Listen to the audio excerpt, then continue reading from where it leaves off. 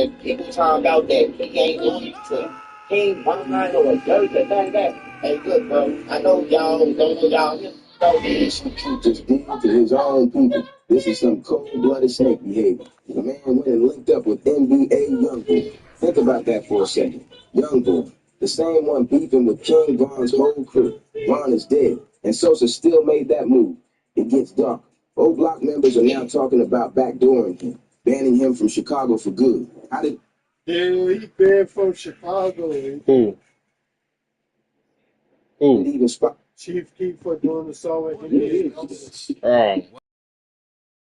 This betrayal cuts deep because of who Keith actually is. This is somebody who came up with these same people, shared meals with them, slept in the same buildings as them. Now he's shaking hands with their biggest enemy and acting like that's nothing. This ain't a music beat. This is about the code, the loyalty, and what happens when a bag makes someone get every single thing that would All Dirk Nelson would be happy about this. Now, Jill, can you go? I'm going with you. This is our old partner, you know. Okay, let me handle this. They want to see how little Dirk gonna react. Raise them. Stay alert. People get it twisted though. Chief Keef wasn't always living in mansions. He wasn't always pulling up in Lamborghinis. Nah, this was a kid from Parkway Gardens, one of the most dangerous projects in all of Chicago. Real students walk those halls every day. King, Von, Roy. The whole crew was active out there, no pretending. Keith was just another shorty on that block. But something about him was different. He could actually rap. And that energy he brought, it was raw because he was living every word. This wasn't studio gangster stuff. Keith was getting arrested, getting into real shootouts, moving the same way everybody else from his block was moving. Now here's some context people missed. Keith was technically more Front Street than O Block. But all those sets, Front Street, 300, O Block, they're all black disciples. They're all clicked up together. So when we say O Block, we're really talking about that whole alliance moving as one. Then 2012 hit. I Don't Like dropped and everything changed overnight. A $6 million deal with Interscope Records landed in his lap. And just like that, the kid was out, gone. But here's the problem with success that fast. Keith didn't even have time to process it. One day he's just another teenager from the projects. The next day, millions in the bank. The whole world staring at him. And this is where things get ugly. The second Sosa got that bag, he packed up and bounced straight to L.A. No hesitation, no looking back. And he didn't bring the crew with him either. He took three people, out of everybody on that block who had his back when he was broke, who was riding for him when he had absolutely nothing. Sit with that for a second. A whole block of people who protected him, who made sure he was good when nobody else cared. And when he finally got the ticket out, the chance to change not just his life, but everybody's life, he just left them there. And that's exactly what he did. Ball out, made it out. Tear up, made it out. But everybody else left behind in Chicago, still dealing with the same problem, still in the same dangerous situation, still just trying to start. That kind of move creates resentment, deep resentment, because those people watched Sosa forget about them the second that check cleared. The homies back home started seeing a whole different Chief Keef. This wasn't the same shorty who used to be out there with them, splitting whatever little cash they had, looking out for one another. Now he's on Instagram every other day, flashing stacks, copping foreign cars, dripping in jewelry, living in mansions while his own people are still stuck in the trenches fighting the exact same battles they were fighting before you. That's when the money and fame really come over his head. Look, when you come from nothing and suddenly got millions in your account, it changes you fast. That's just reality. But how you handle that change, that's what reveals who you really are. Some people blow up and bring everybody with them. Other people blow up and pretend they don't even recognize where they came from. Sosa picked option 2. And that decision right there, that's the root of everything that's happening now. He went from being just another kid on the block to acting like he was above his own people. He started living different, talking different, acting like he was somehow above the same block that made him who he was. But here's what's wild. His music never changed. Still rapping about O-Block, still repping his set, still dissing their enemies. So he's using that connection to build his brand and cash checks. But when it's time to actually show up for his people, nowhere to be found. That's fake. And the homies caught on quick. King Von used to talk about this all the time. He'd point out how Sosa would be on Instagram posting all these guns, talking about putting bangers on the block. But when it came to real help, nothing. Ron called it clown behavior. You can't act like you're doing something when you're really doing nothing. Now here's where the real beef kicked off. This is street politics most people don't even understand. There was this guy from O Block named Trey Five. He caught some gun charges and got locked up. Bond instead at $25,000. He was doing 10% to get someone out. So the block needed $2,500 to bring their homie home. That might not sound like much to some people. But when you're from the projects and you're broke, $2,500 might as well be $25 million. That's impossible money when you ain't got nothing. So King Von, Boss Top, and the rest of O Block, they started doing whatever it took to pull that money together. Robbing, hustling, hitting licks, selling anything they could get their hands on. Every hustle they knew, they ran. And after all that, still not enough. Still couldn't make the number. So they did what anybody would do when they got a rich homie sitting on millions. They called Chief Keef. Think about it. This man just signed a $6 million deal with Interscope. $2,500 should be nothing to him. Pocket change. Loose money he wouldn't even know is missing. They hit up Sosa like, no, we need your help getting our boy out. We all family. We all from the same block. This is what we're supposed to do for each other. And you know what Keith kept telling them? Yeah, I got y'all. I'm going to send that money. Just give me a minute. Let me handle some business first. Days passed, then weeks, then months. Sosa never sent a dollar. He kept stalling it, kept making excuses, kept saying he was going to handle it, but never actually did. Boss Top spoke on this whole situation and broke it down perfectly. He said Keith had been spinning them for so long, they felt like they gave him more than enough time to act. Their rich homie had the means to help. He just wasn't doing it. Simple as that. So they took matters into their own hands. And that's when everything went left. King Von Boss Top, some other O Block members, they made a decision. If Sosa wasn't going to help willingly, they were going to take what they needed. The way they saw it, since Keith wanted to play games, since he wanted to act like he was too good for his own people, they had every right to come get what was owed. March 27, 2014. They pulled up to Chief Keef's manager's house in Highland Park, the spot where Sosa was staying. But this wasn't a friendly visit. This was a straight home invasion. They broke in and started grabbing everything they could get their hands on. According to Chicago Police Department reports that leaked later, they took Keef's car, designer clothes, expensive items. And then Boss Top did something wild. He went into Keef's daughter's room, took some of her clothes, plus detergent and deodorant. Like, bro, you really gonna steal a baby's clothes? That's petty on another level. But that's how deep the anger ran. And here's the part that made this whole thing explode. During the invasion, somebody got shot, ended up in the ICU. Police classified the whole situation as a home invasion / attempted murder case. Boss Top and several other O Block members got named as suspects. They were looking at serious time if they got caught. Now watch what Keith did after all this. His manager called the cops. Standard move. Right? But Sosa got on Twitter and called his own manager a soft ass for calling the police. Think about that. He was more mad at his manager for reporting the robbery than he was at the people who actually robbed him. Then he tweeted RIP Boss Top before deleting it. People didn't know how to take that. Was it, you're dead to me? Or did Sosa think he actually killed Boss Top when he was shooting back at the intruders? The whole thing was chaos. And it created a permanent split between Chief Keef and his block. From that day forward, nothing was ever the same between them. But wait, it gets worse. During that home invasion, Boss Top managed to snatch Keef's chain. And this wasn't just some random jewelry. This was Sosa's signature piece, his pride and joy. The chain that everybody knew him for that chain. For months, Boss Top held on to it. Nobody really knew what happened to the piece until Lil Durk exposed the whole situation in a diss track. He literally rapped, Boss Top got your chain. Put it out there for the entire world to hear. Chief Keef got robbed by his own people, and now everybody knew it. That might be one of the most embarrassing moments in Keef's whole career. Getting your chain snatched is already bad, but getting it snatched by your own homies, and then having another rapper broadcast it to millions, that's humiliation on a different level.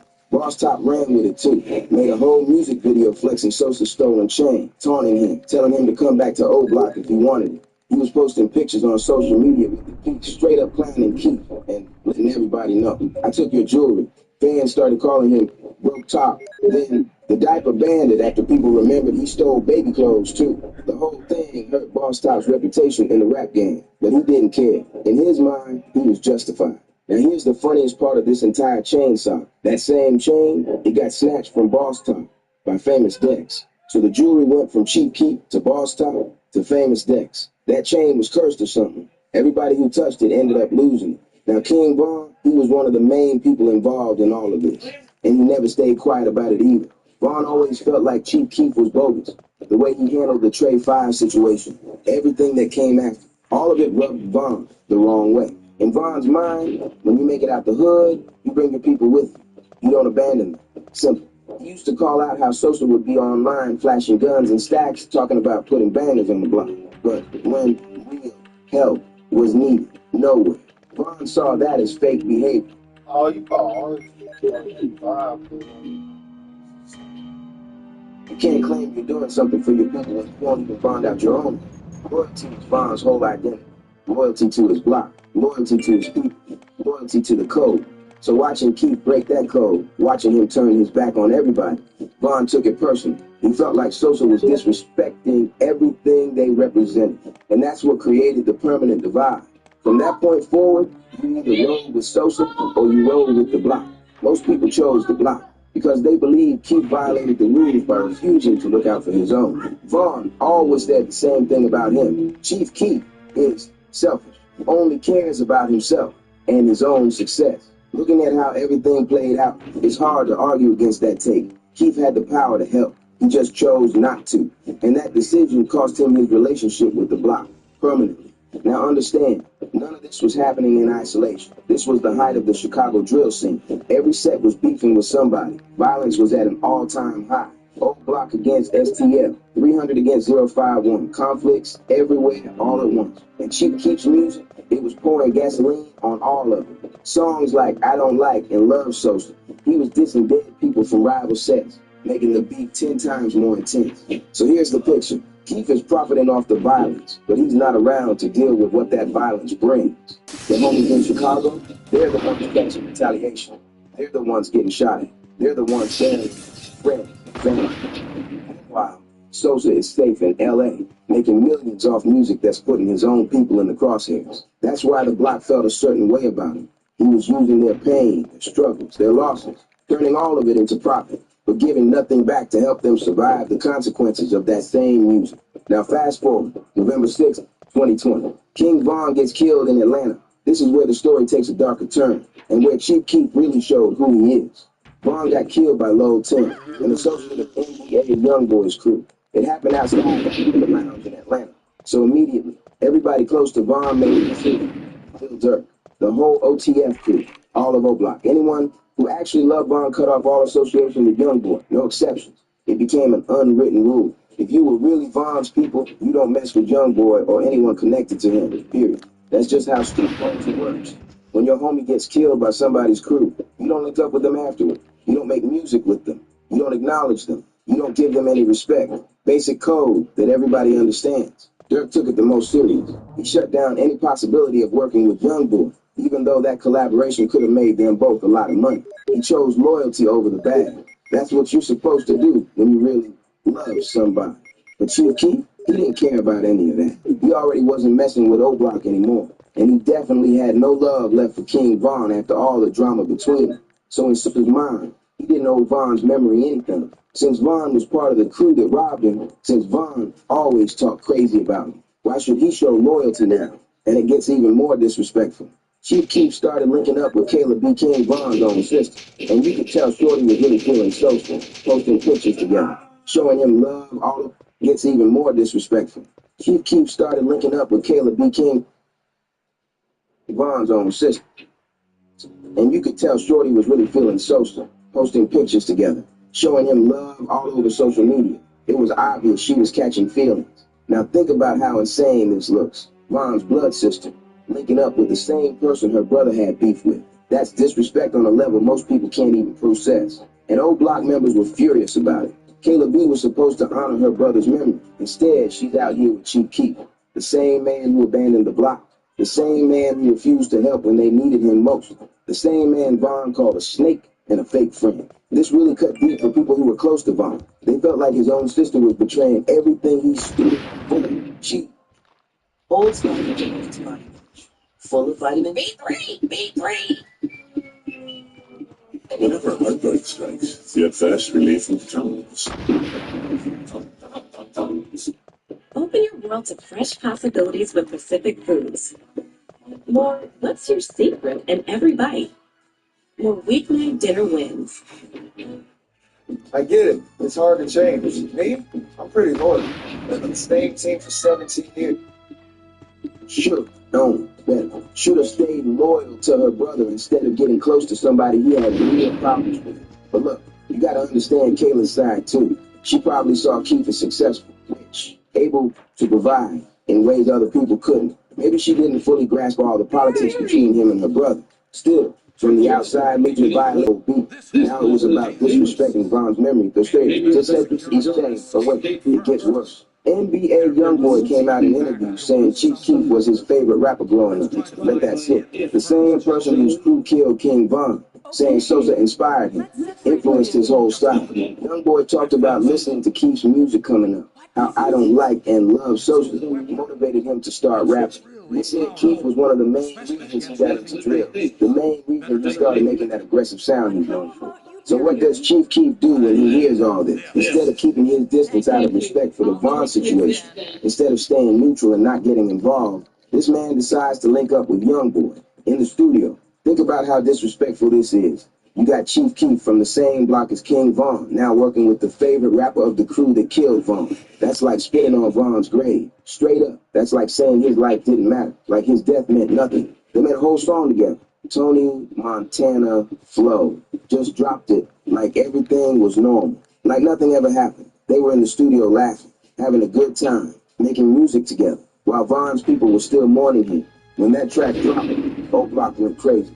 Social media lit up. Members posting about how stuff is violent, how he's a snake, how he can never step foot in Chicago again. They felt like this was the ultimate betrayal. The final straw proving Chief Keef doesn't care about anybody but himself. And they're not playing about it either. Old block members have been on social media making it clear. If Chief Keef ever comes back to Chicago, there's going to be serious problems. He's banned from the block. Can't ever show his face around there again. Some of them even posted, if you think Sosa is wrong, you need to get slapped. They were in his comments, laughing at him, talking crazy, letting him know exactly how they feel about this whole situation. Pictures of guns started going up, threats flying. Basically, if he ever comes back to Chicago, they're handling it.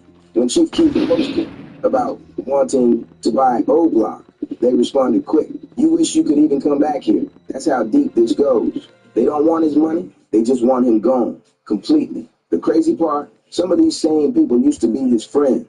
They used to hang out together, make music together, have each other's backs. Now they're talking about killing him if he steps foot in the city. That's how serious this betrayal is to them. They feel like Chief Keef violated every single rule. Damn. Oh, so they were gonna kill him if they find out that he stepped a foot on to Chicago. What do you think about that, man? Can Chief Keef come back? Wait, the crazy part of why Caleb being What do you think about that, man? Can Chief Keef come back? I still talk to him. Oh yeah, that dude got a point that was disrespectful too. Unknown caller. Oh, Can you go to the store with me? hey, mom.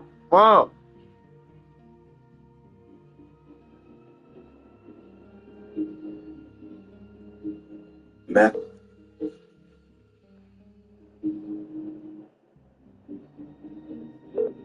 Mom. Anthony said, he want to go to the store with you. What? He said he want to go to the store with you. Oh, I ain't got no money. I'm just going to get some stuff from Family Dollar. That's up for And I want you to run in and play my numbers. Oh, and play the numbers. What are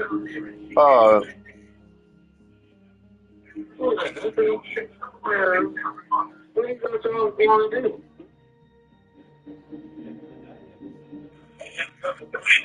So I'm trying to get no money.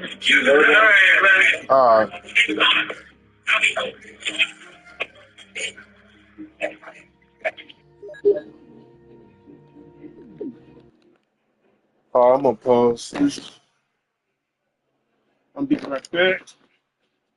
Oh yeah, because once I get the rest of the director's cut, I'm about play Resident Evil 2, the OG. Resident Evil 2. What can I get for you, Ken? That disrespectful, dude. What? Cheeky, no NBA Youngboys Kevon enemy. Mm-hmm. And on top of that, dated his sister. And on top of that, dated his sister. They all slaves. Who? His sister and his student? And tell her to shut up. To shut up, dude. Because you don't know. Because you're supposed to stay loyal. Who? Tell about such If you think bitch ass up. Or let's say Chief Keef. I don't care about little tough. Fuck you. Nigga, man, boy, did a song in the town. Shut y'all pussy ass, bitch ass, ain't gonna do shit ass niggas up, man. All that crying and shit, motherfuckers song, nigga. Get some fucking money.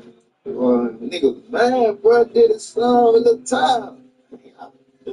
Shut y'all pussy ass, bitch ass, ain't gonna do shit ass niggas up, man. All that crying and shit. You talk all that tough shit, wait till something drop.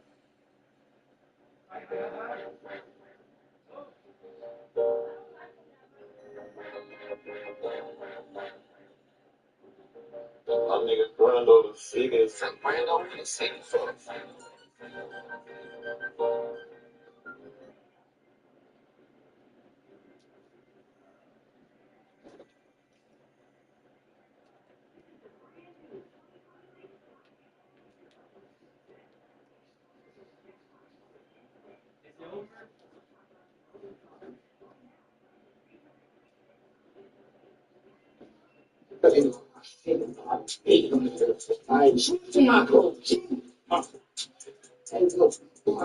let me break down what really happened.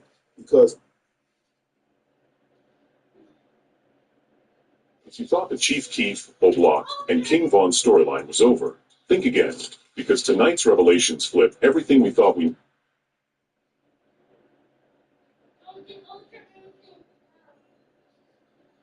Imagine having Lil Tim by your side all the time just to provoke Chicagoans. After Youngboy's concert, he was seen with Lil...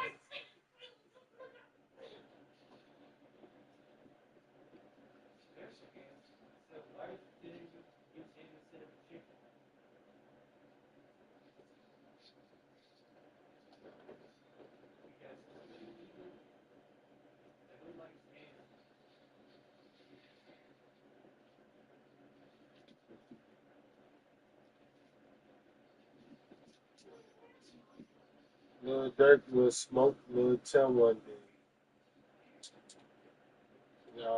Lil Durk don't need to smoke no one. If he just getting out of jail, he don't need to go out and freaking listen to him.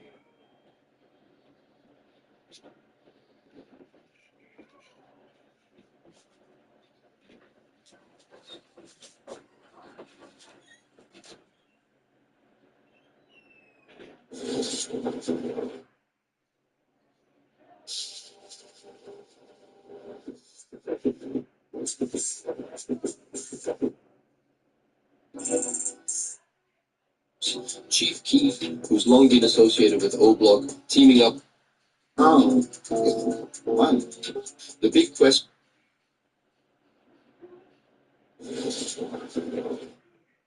And you bet young boy people speaking this Jack Glow game people speaking, man. This shit gonna get out of hand, man. Now Lil Tim says something. Lil Tim usually don't get involved, but now he actually coming out and saying it.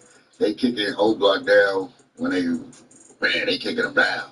Cause everybody gone and everybody deceased and more people locked up. So they finna try to finish off the rest, you know. It's crazy, man. Well, I guess you're talking to Ike Mana, because Ike Mana just said something, and, you know, I guess Lil Tim responded to that situation. But y'all get in the comments, let me know what y'all think about that, man. Ike Mana probably going to respond a little bit later.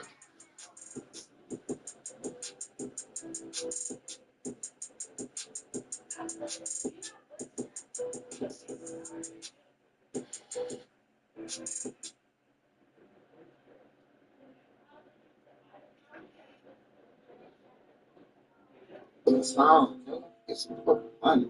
I'm talking about True Team. It's your girl, Make the Truth. S601 Urban Rolling between the paperwork. It's been a minute since we did this format, but we're going to try it out and see how it goes because there's so much.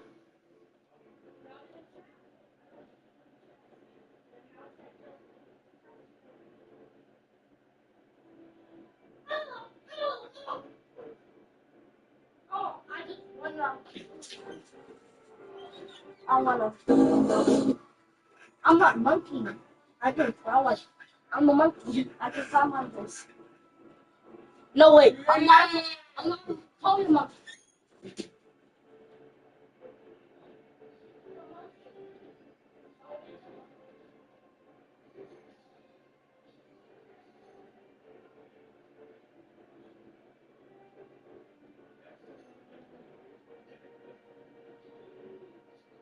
It's wrong. It's fucking funny.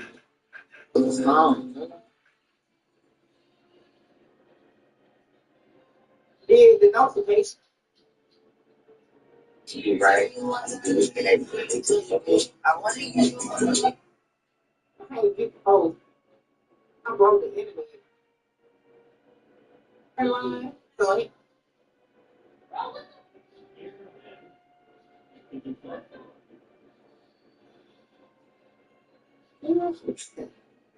It's frozen. Come on, man. Never filed for me.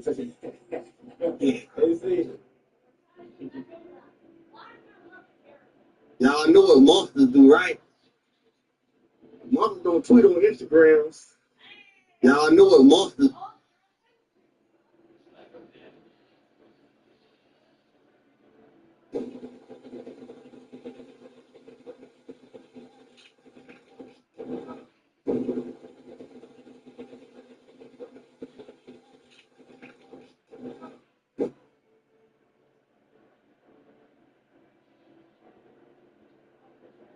Rondo and Tim wasn't the only ones who had beef with Dirk at the time, though. 6ix9ine had been throwing all kinds of shots at Dirk and Von.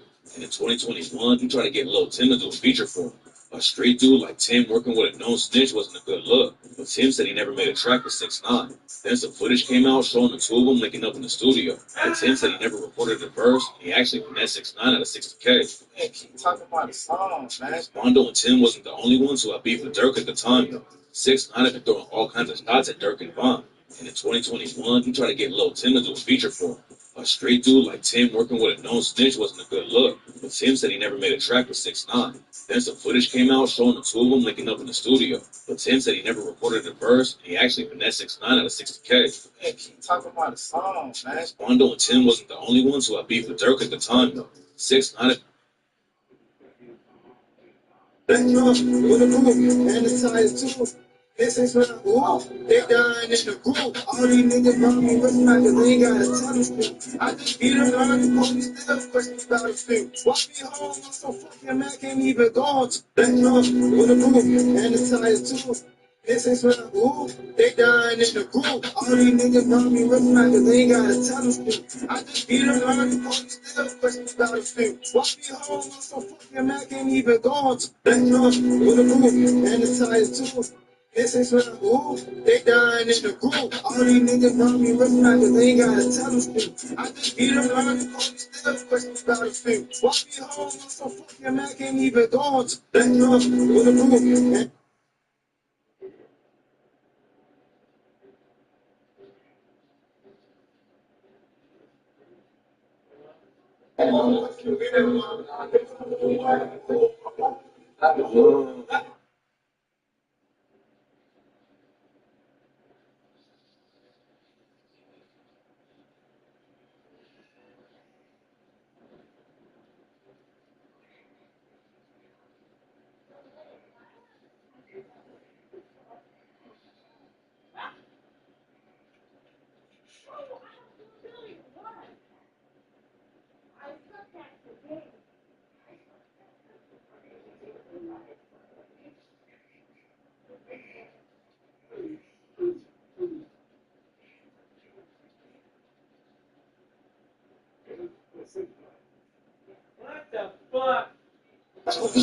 sliding out. And they ain't waiting on no nigga, boy, I'm sliding out. Go. They say you can't miss with that shit, I'm trying to pinch out. Nigga, man, so slide, he be hiding out. Don't let us find out. Nah, they don't play with big pop.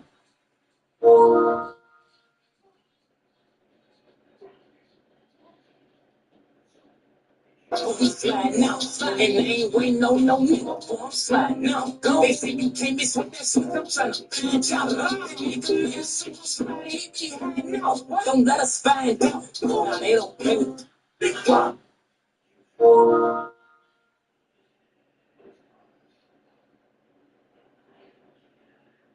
We sliding out, and they ain't waiting on no nigga, boy, I'm sliding out. Go. They say you can't miss with that shit, I'm trying to pinch out. Nigga, man, so slide, he be hiding out. Don't let us find out. Nah, they don't play with big pop.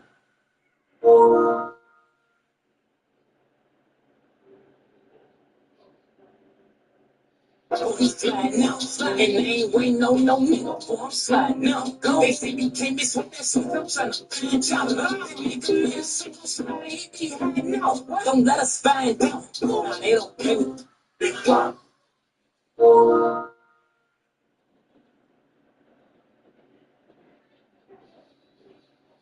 We sliding out, and they ain't waiting on no nigga, boy, I'm sliding out. Go.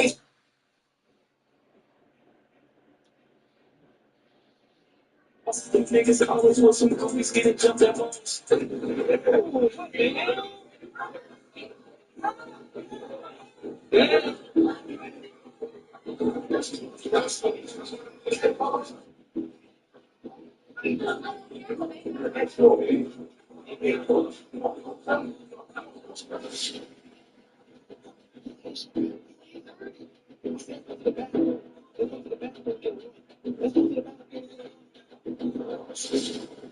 These niggas always.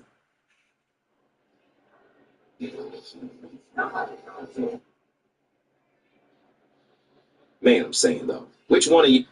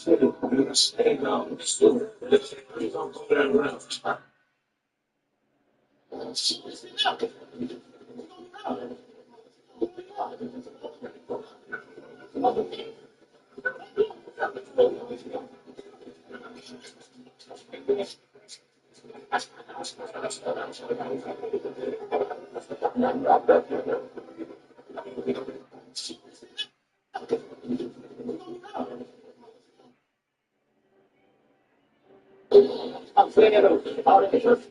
Look, dude, you got to the in real life. You really in real life right here. I'm saying all the interest. Look, dude, you got to the you really in real life. You really in real life right here. I'm saying.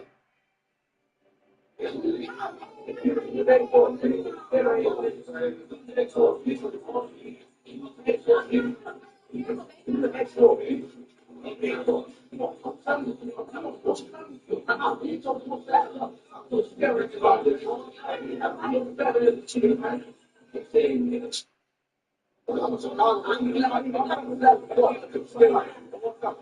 he said, I'm just in Chicago. I'm going to city, bro. I'm going to city. If I was going to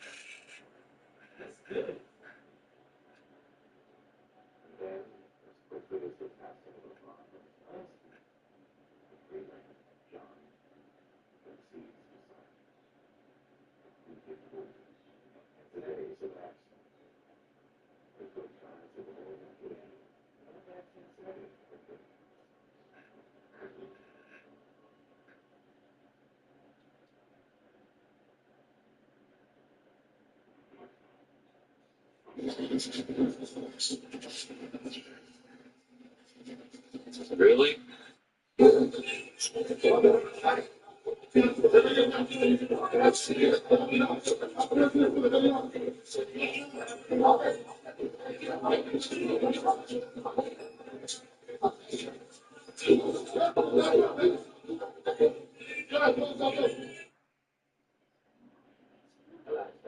Really?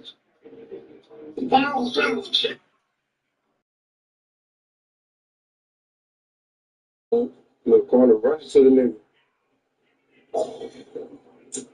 Look, corner slam the little nigga out. And his brown hard. James, like, get up off him. Shit, tell. To the 10. Them ain't really want to grab you. Fuck shit. He's still picking that nigga. He trying that nigga right in front. Look at me. I'm like, I don't. That you let us up. Like,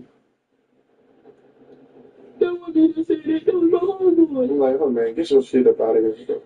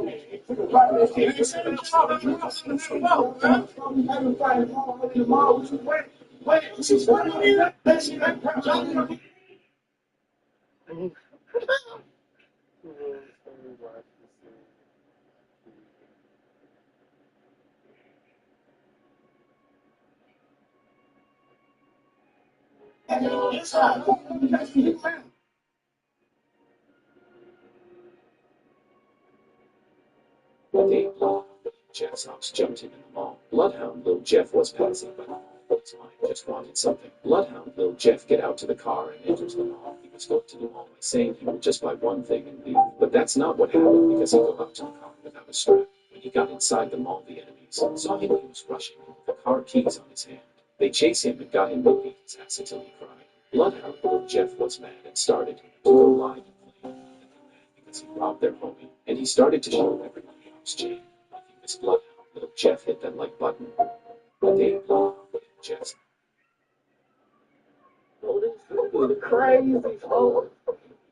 Oh, this is crazy. Oh,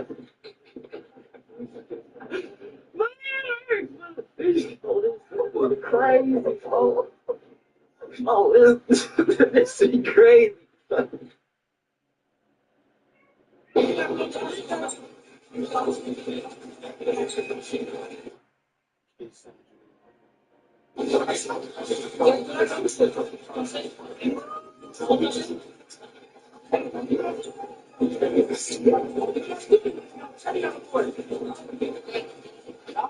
Stop all that church, I'm telling you.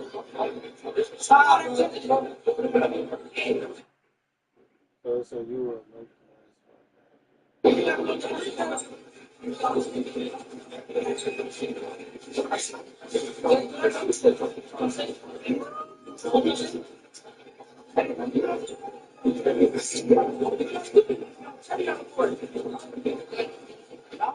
Stop all that touch, I'm telling you. Stop all that touch, bro.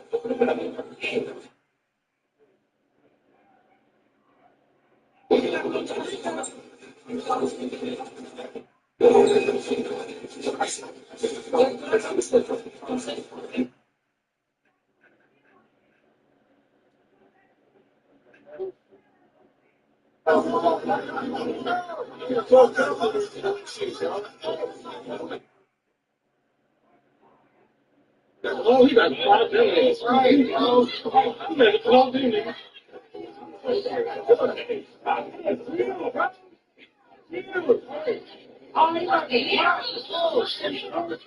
Stop going over here.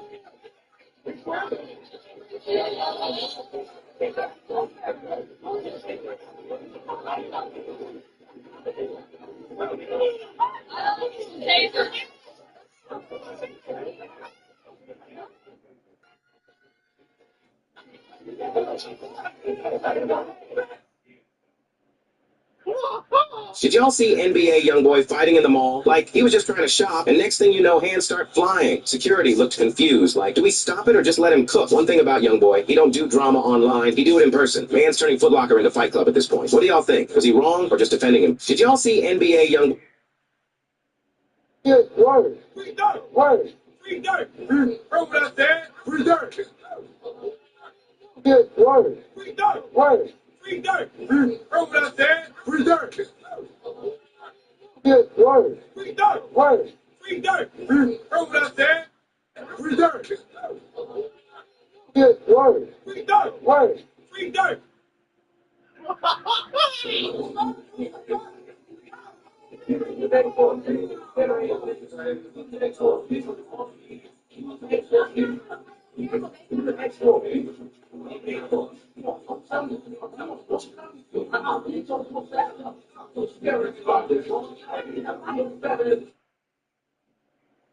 He said, one gun. Fun right here. Fun. Fun. Them GT's got you. Fun. Fun, you fucking goof. Come to the corner, eh? He said, one gun. Fun right here. Fun. Fun. Them GT's got you. Fun. Fun, you fucking goof.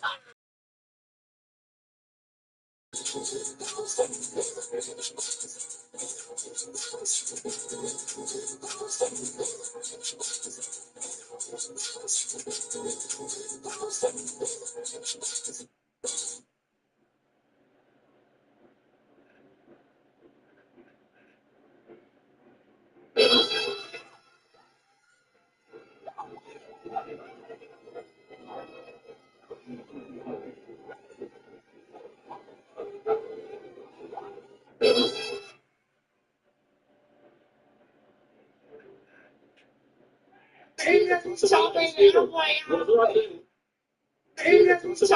and I'm like, And I popped him and knocked him out. I asked you bad time. What? Stop telling me.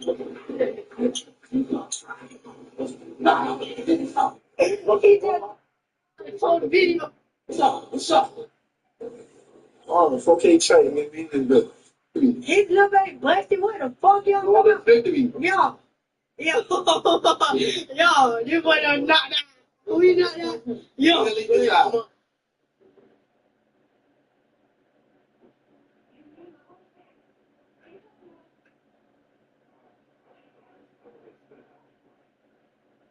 King Von always stood up for Lil Durk because when a guy tried to scam him for $20,000, it didn't end very well. Back in 2019,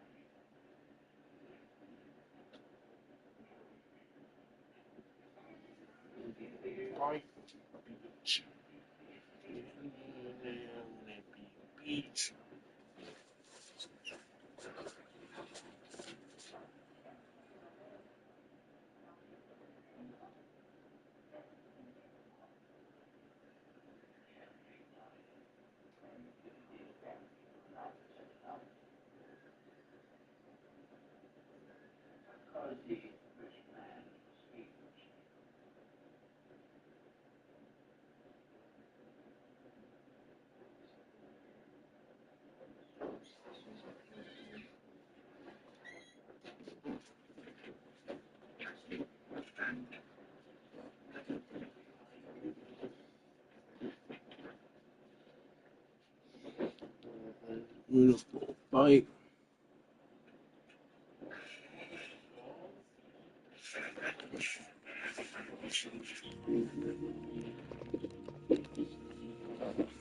Already.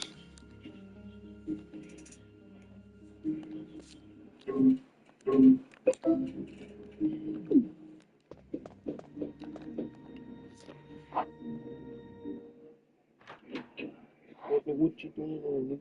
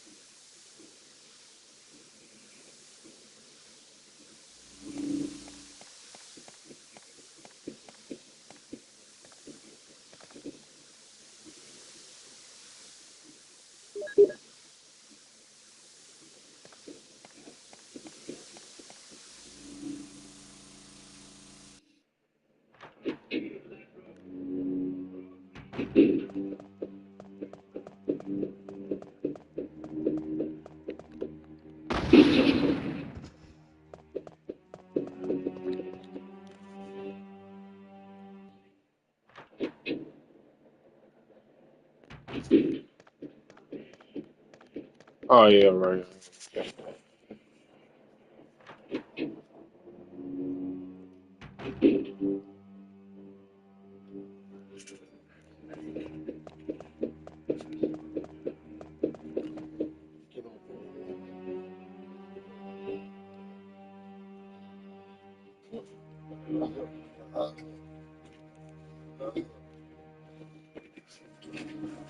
I want to see the children sleep. You know, you upstairs. You upstairs.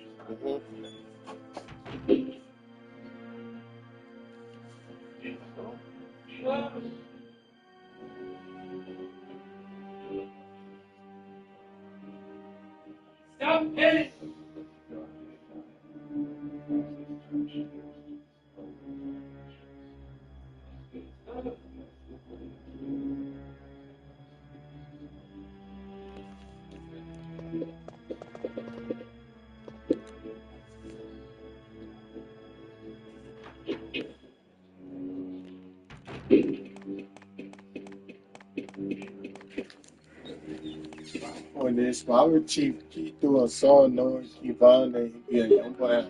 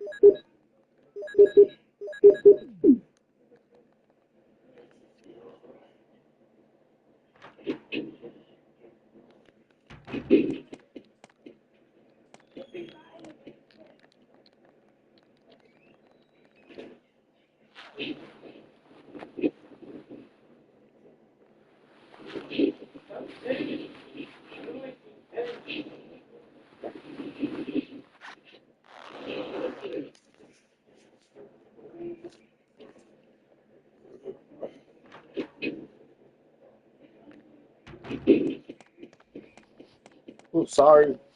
Uh,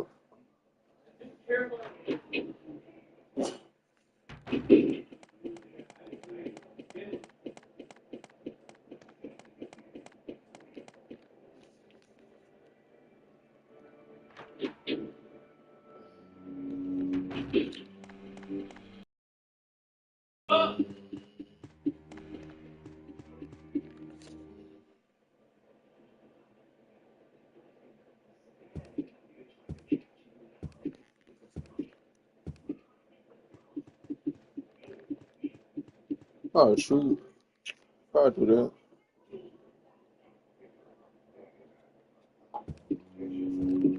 I this one.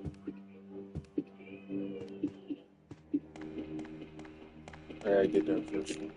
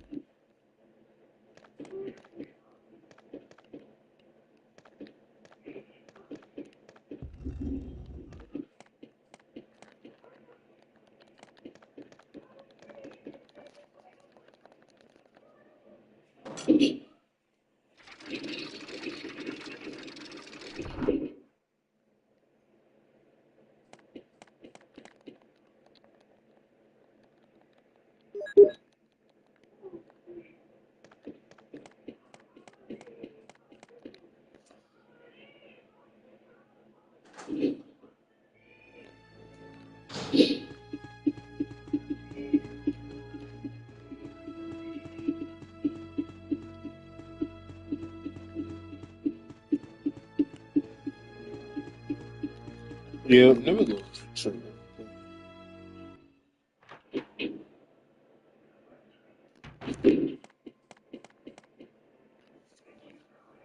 Richard, what What happened? happened?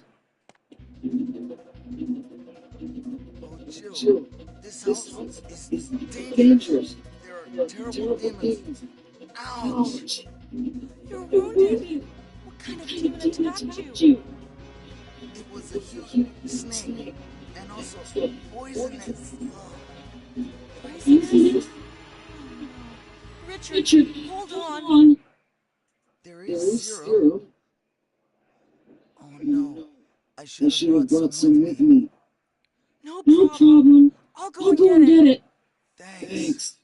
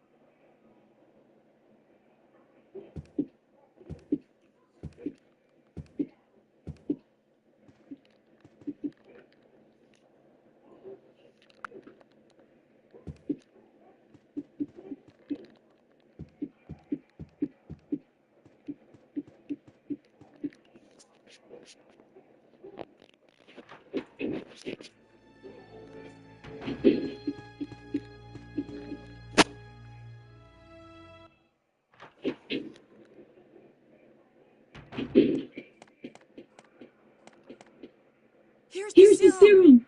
Richard, Richard, hold hold on. on. I'll give I'll you a give you a shot shot now. now. Jill, Jill, here's here's my my radio. radio. You You should should keep it. keep it. I'm... No! No, Richard! Richard. Jill, Jill, be be careful. careful. Uh, uh.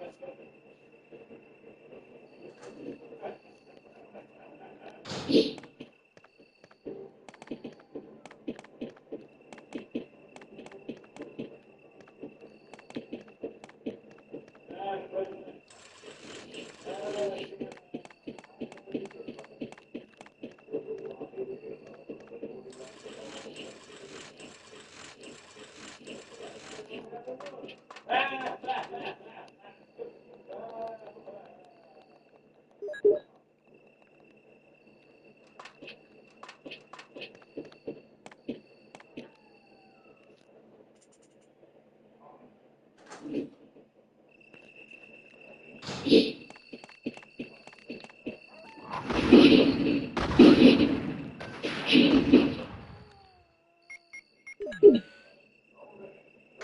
is Brad. Stars Alpha Team. Please respond. What the hell? Is nobody out there? Brad, this is Jill. This is Brad. Stars Alpha Team. Bravo Team. It doesn't matter. Anyone, answer me. This is Brad? Brad?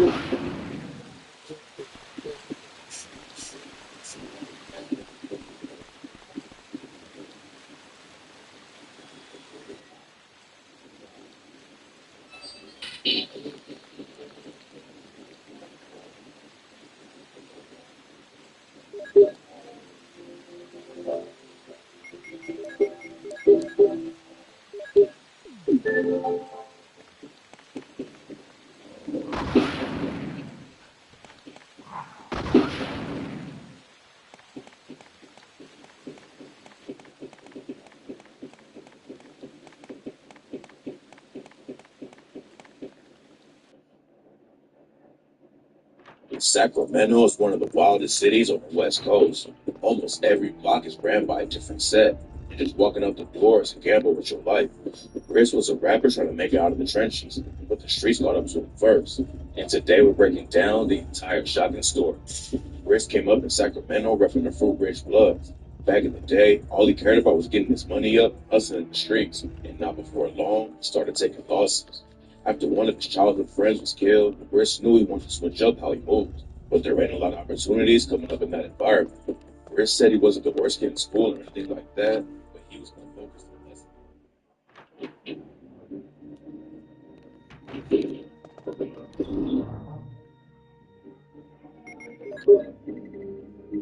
2018, Polo G dropped his Finer Things music video.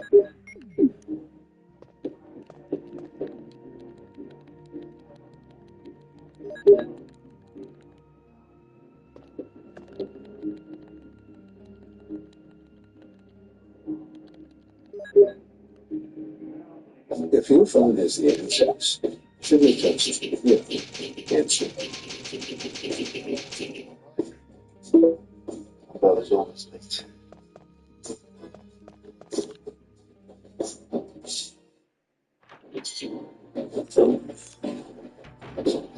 Car's ready. Ready already? Already ready. It's already. Everything I do already written.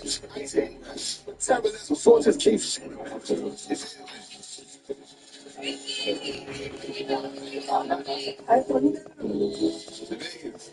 trying to tell a nigga.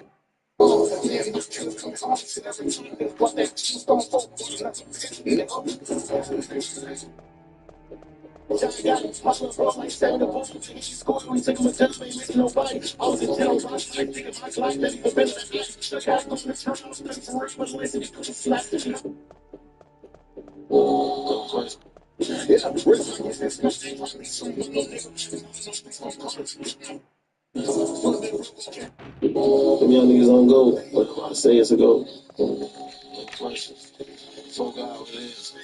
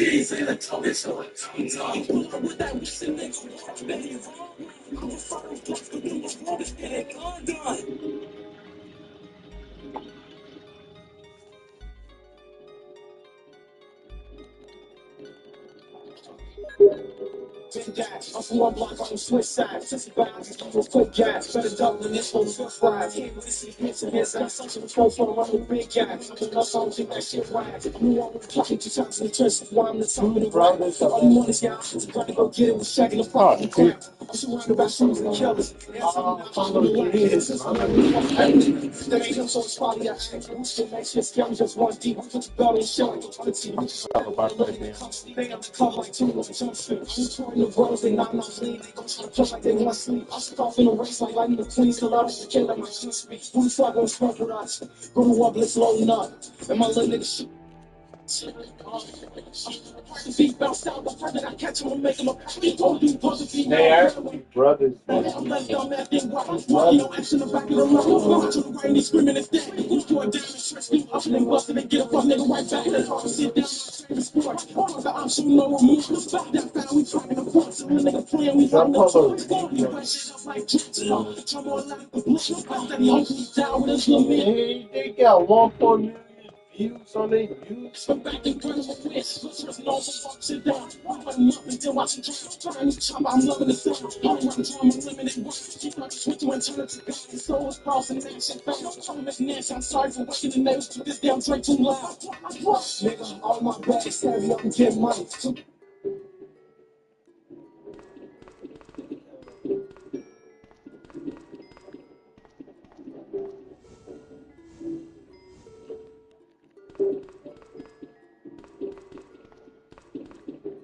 Why would they do that?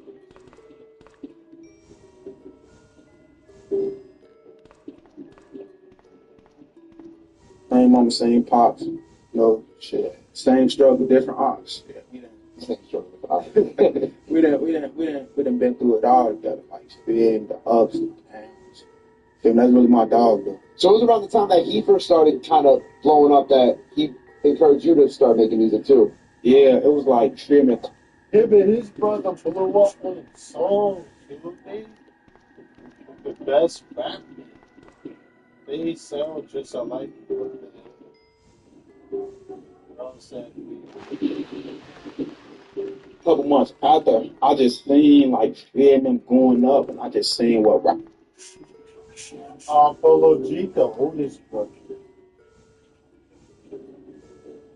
Bro, the fuck, Polo G.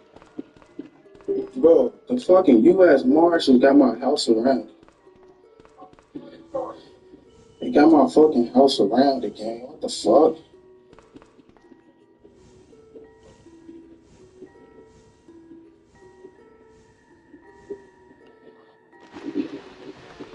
Bro. Okay, y'all. 23, 10, 5, 40, bud. 10, 4, 40, bud.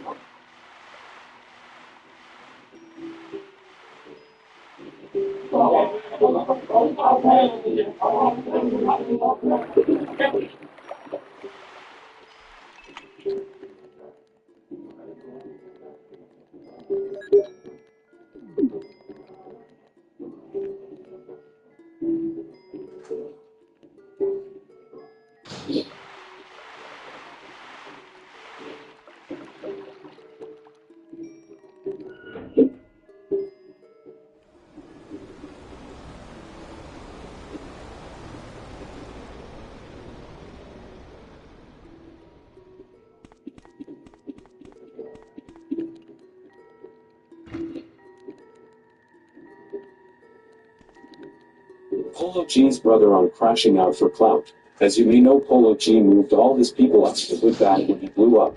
But his brother Trench Baby wasn't satisfied even though he was in the suburbs and could buy anything he wanted. Trench Baby would go on a wild spree and start robbing cameramen and 10 others off his brother's name, Polo G. Now Trench Baby is caught up for murder in LA and still is awaiting trial. Y'all think Trench Baby is a goofy for throwing his life away for fame? Polo G's brother on crash.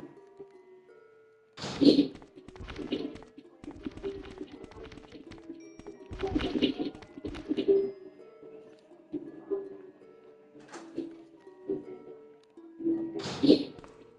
reason why Lil Baby would never mess with young boys. And I ain't into like two rappers beefing. Like, don't miss it. Why? Somebody died on the side.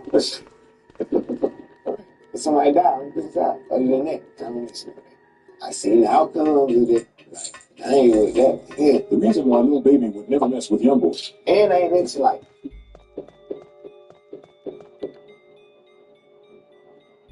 Lil Baby just broke his silence, and it's a.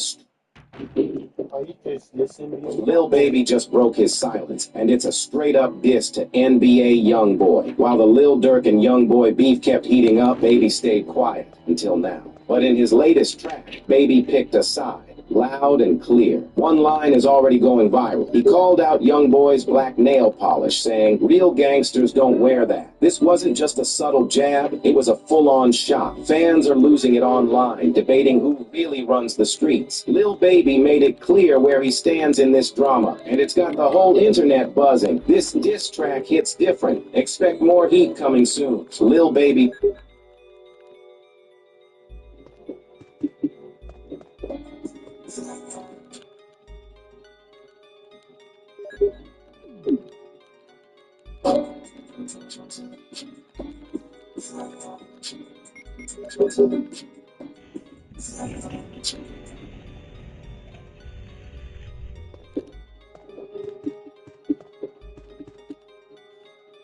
Why you never see NBA Youngboy, Baby Joe, and he's allegedly while counting up $2.5 million worth damage, Baby Joe stole $70,000.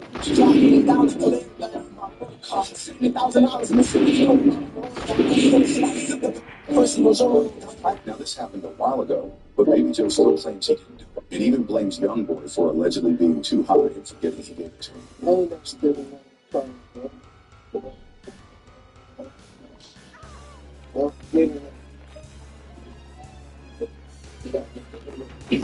What the hell is this?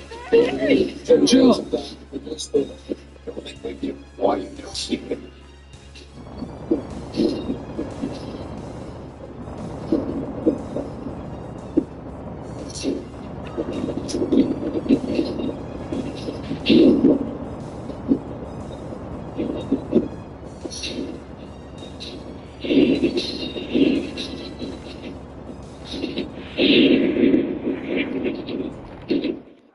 I'll go to LA. They all live in LA now. Could you talk about what happened with you being shot in 2021? Me and me, moving wrong. Well, I wouldn't really say I was moving wrong. I was taking on the boy to Chuck E. Cheese for his birthday. And you were like, I ended up getting healed that far. That's crazy, man. Did you know who it was, or was it a robbery situation? A robbery? I ain't getting robbed. Ain't getting in that close. It was, I'm in the car, and get caught at the light. It did. Trying to ring out. Call the call with just going in. I ended up getting shot a couple times. I knew I was shot from the first shot. I got shot in my face. First bullet in my mouth. But I had my son. So my thought was really to get him up off it, but I gotta make sure my baby don't get shot. So I gotta cover him up and come back up and go down. And just really my baby. That's my main thought with my son. I really don't care about what happened to me. As long as my son was good, I was straight. So you had to shield your son with your body, huh? Yeah, hell yeah. Could you talk about what happened with you being shot in Who can take his own son to Well, it looks like since NBA Youngboy was seen giving Lil Dump $1 million cash, Baby Joe, who was Youngboy's right-hand man, had something to say about the allegations of him running off with $70K from Youngboy. He says Youngboy got too high when he gave him the $70,000 and he forgot he gave it to him.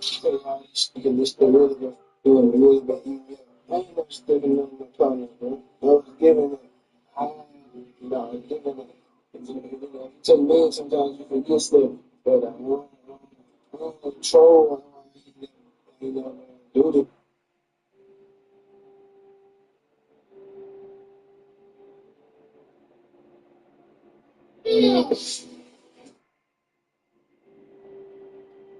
BG, Baby Joe speaks beyond his relationship with Ben, 10 and how they met.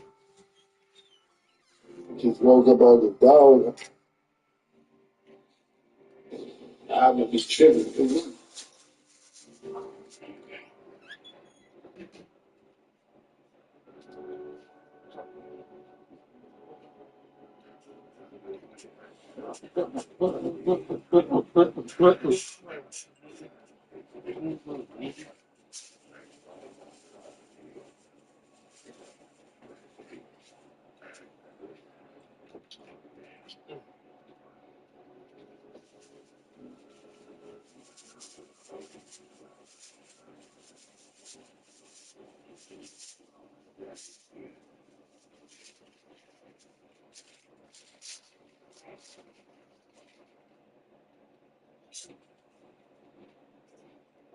I toured around to a couple of places here in Indiana, it's out of state, and the only place I really felt Always, man. Always, man. Always sharp, man. You show up, you're sharp, you always want to do your thing, and you got a lot to talk about. How you keep going his bridge back? I talk about people know what these countries they going back. What? That really was it. My pride, the biggest one. All right, so you're saying that there was an opportunity for you to be out there with NBA Youngboy, but your pride held you back from taking that opportunity? No, I ain't saying that. Like, like I can pull up, I can pull up face to face, and we can.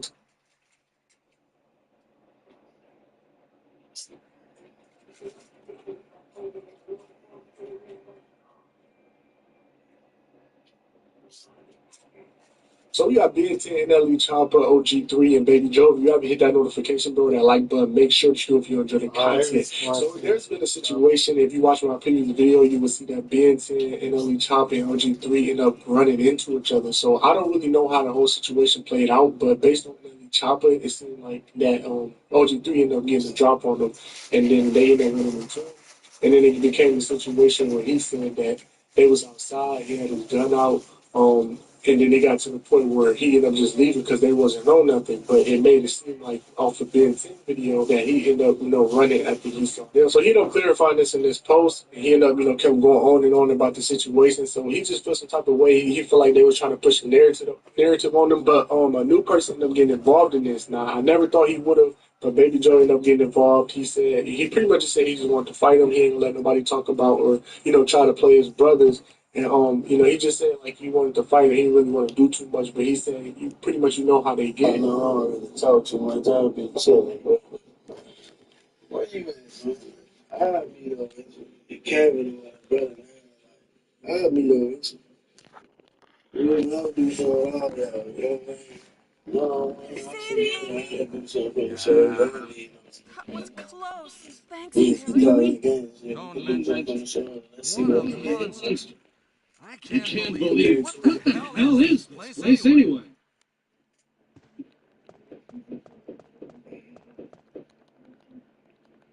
So good.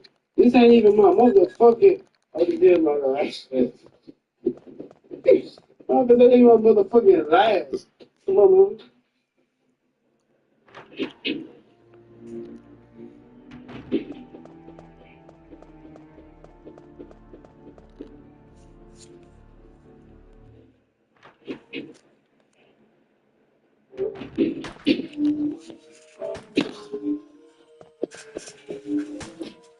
Wesker. Jill, so you're safe. That's what I was going to say. Where on earth have you been? You disappeared from the hall all of a sudden. I'm sorry, but I have my reasons. Perhaps you guys it was all I could do to protect myself against those strange creatures. Was it Midas Is that or right? Drip? Anyway, it's good to see you're safe. Where have you been? Jill, our first priority is to get out of Oh, here. Yes, you're right. Now, there are a lot of rooms in that mansion that we can't get into because they're locked up. I have been looking around for clues. Okay, I'll go to the other house and see if I can find any clues. Will you do that? I'm counting on you.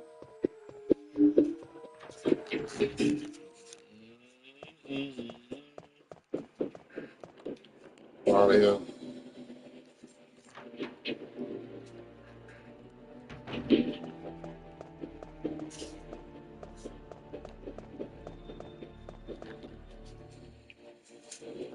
They already on the hunter's party.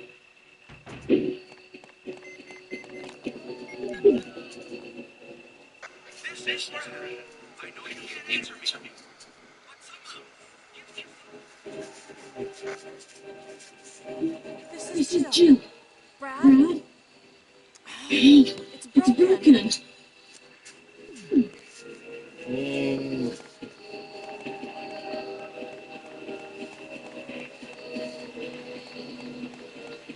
not doing a marathon. Resident Evil series marathon part 2. And I already done with part 1, which is 0. Not doing part 2. And this one about to be longer than it has. Because I gotta do Jill and Chris. Which is almost done doing I, I, I almost done with Jill already. Now all I gotta do is do 2 and 3, and then I gotta do Poke Veronica.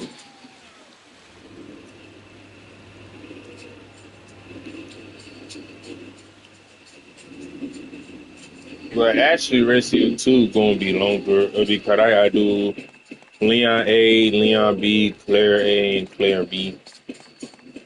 Yeah, so that's gonna be a Talk while. about this Leon right here. Mm-hmm. What character are you on, man?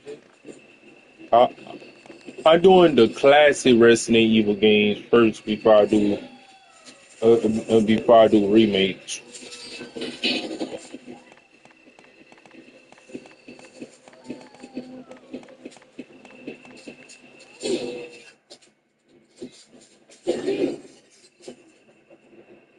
I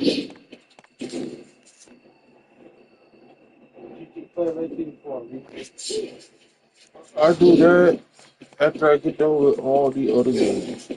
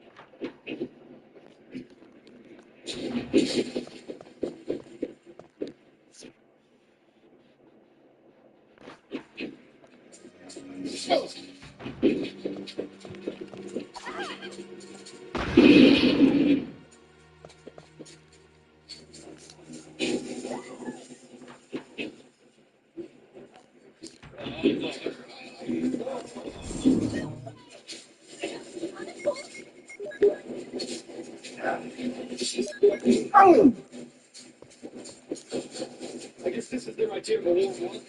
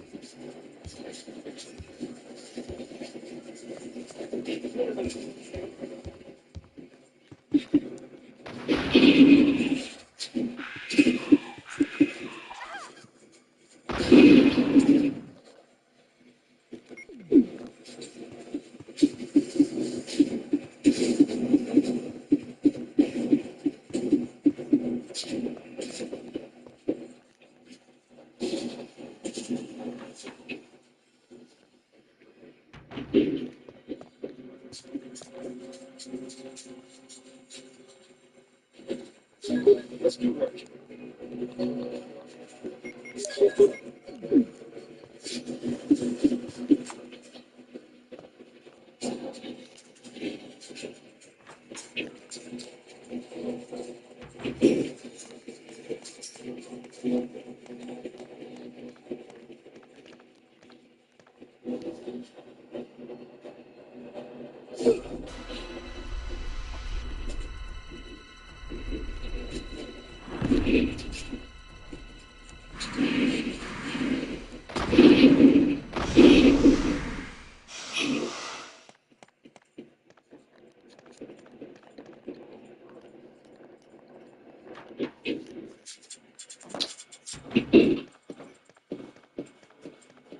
Jill, have you found anything interesting? Yes, but I can't see very well. How about going down to check by yourself? I have a rope here. Oh, do you? Well, then I'll try to go down using the rope. Wait. A few more minutes, and the game finna be 9 days. In a few minutes. It's 10:01. It's 10:01. Hey, Yep, I already know tomorrow finna be 8 days. Barry?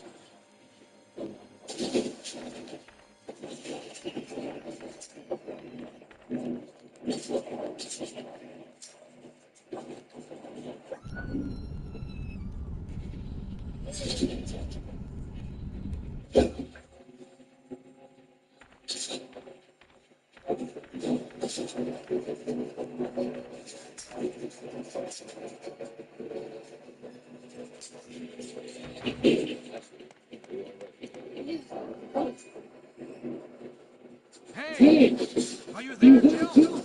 Grab the rope. Yeah, you don't know what game I'm playing. I know. What game I'm playing? Resident Evil remake. Ugh. I don't want anything to play with you. I'm sorry, Joe. I doing the OG first before I do the remake. Sorry. I don't want you to play with you for a remake. Are you okay, Please don't Joe? play it, AJ. Maybe you're getting So we tired. got anniversary next month to do. I know next month. What? What we gotta do next month? Resident Evil 5 and 4 remake. We gotta do this thing before we remake. Thank you. I'll take this then.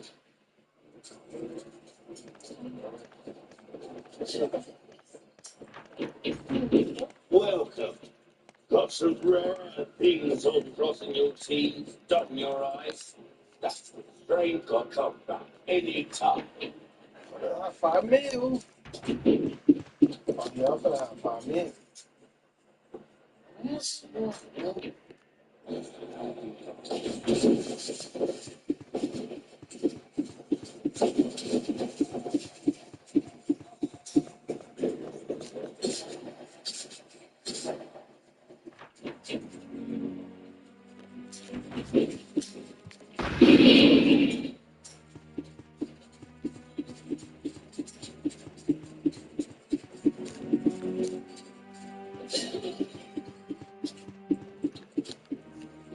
One.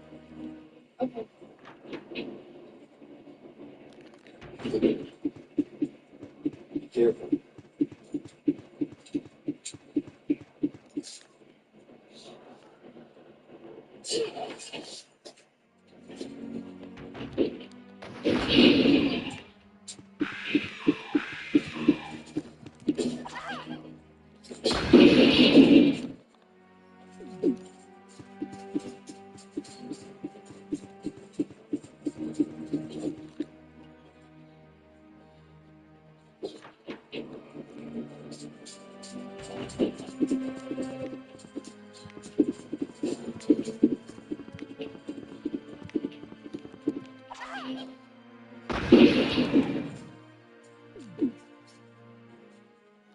Looks like we can continue on this way.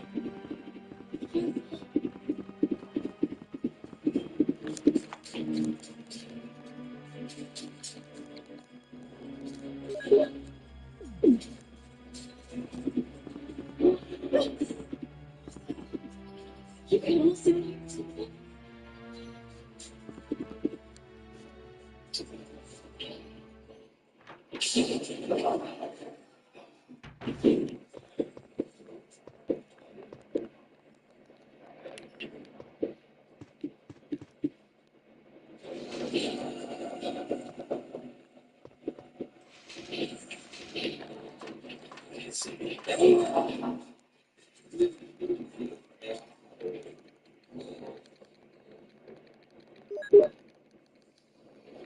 Oh, Brody, so they got Resident Evil 4 remake on me like, oh.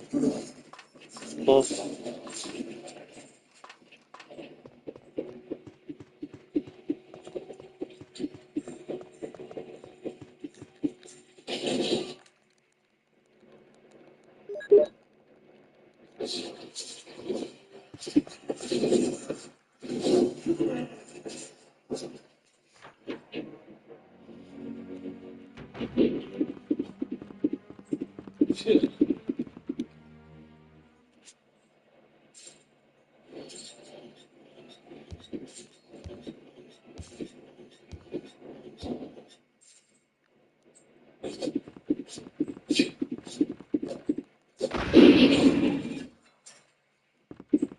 I got 5 mil.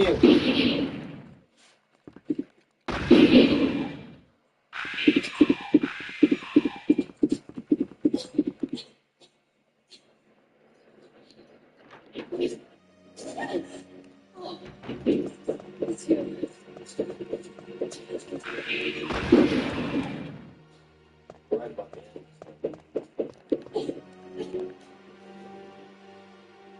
You okay? I'm fine. No. Now.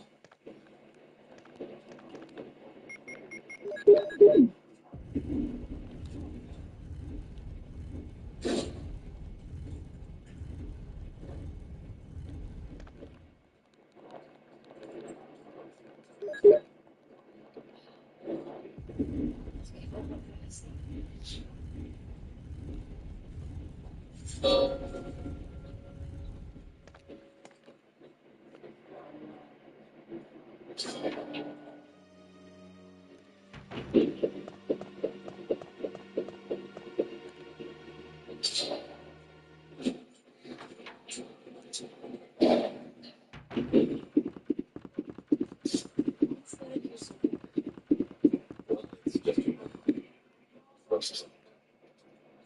And then, couple of uses for it. That's a funny, just scary ammo.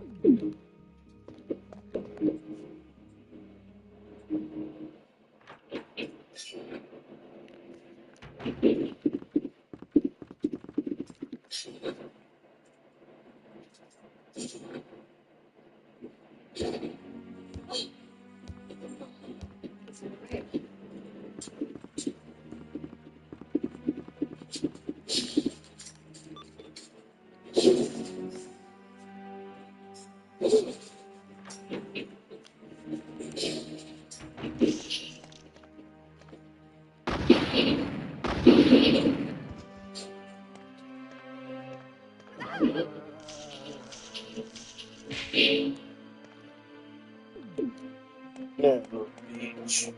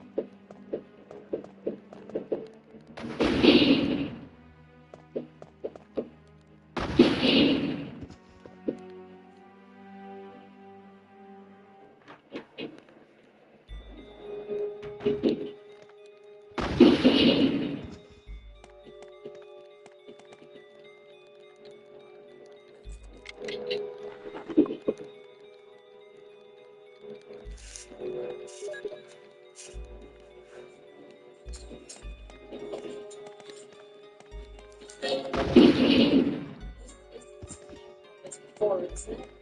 I guess we're just circling around. What are you doing? Don't even think about trying this yourself. Me? Not him. Here.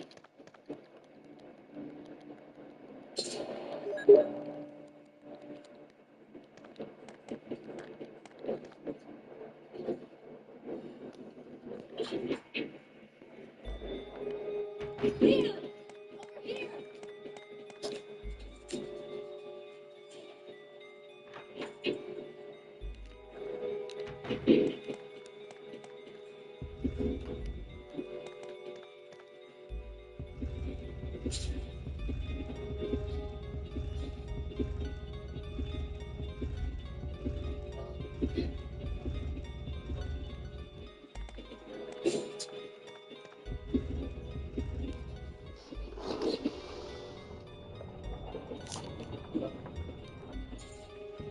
Thanks. Leon, are you kidding me? Jumping across the end of here. Seriously, who does that? What are you, my mother?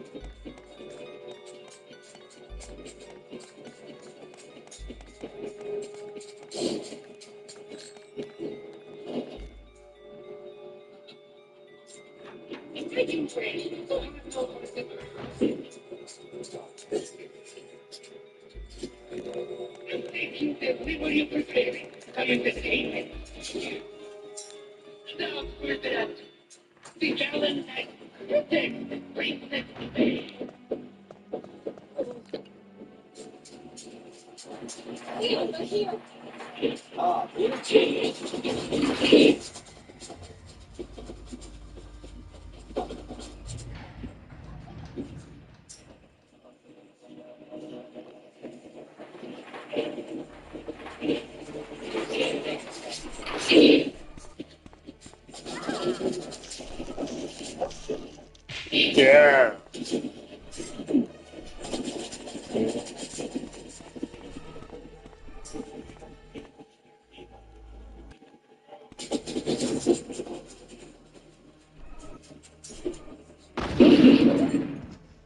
You know what I mean?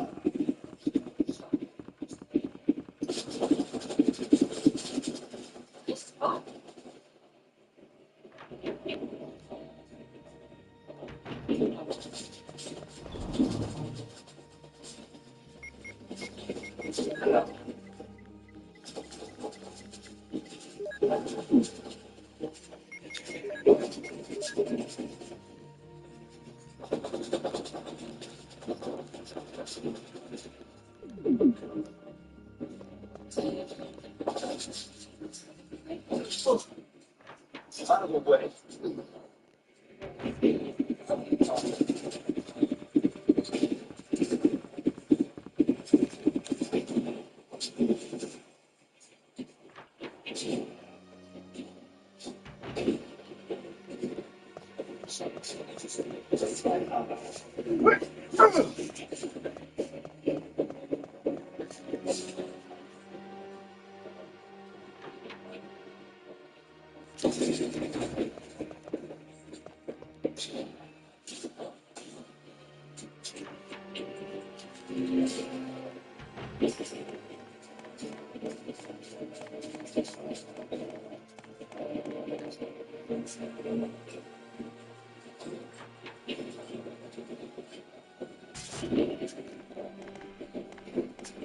Let's go.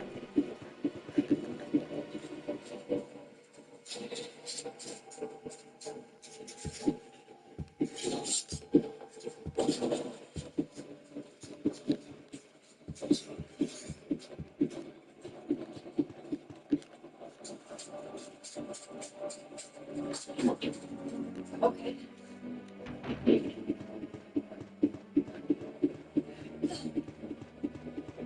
Gonna be okay? Yeah, I got this.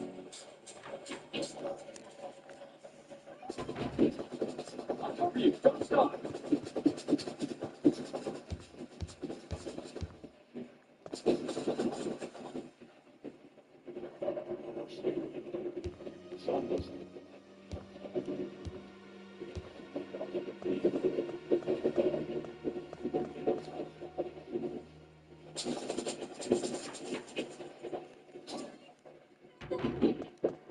Be careful.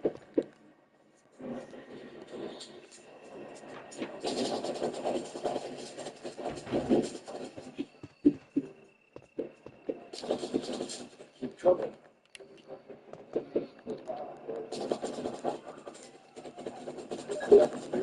I've got you.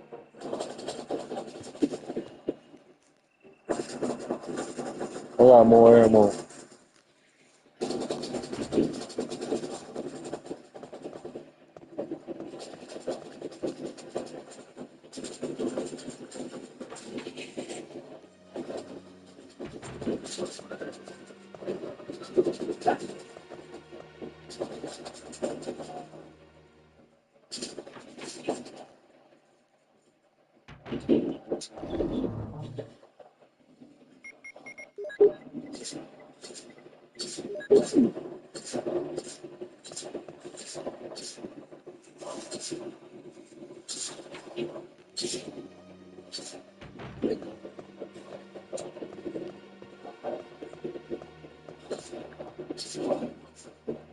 Okay, just back here.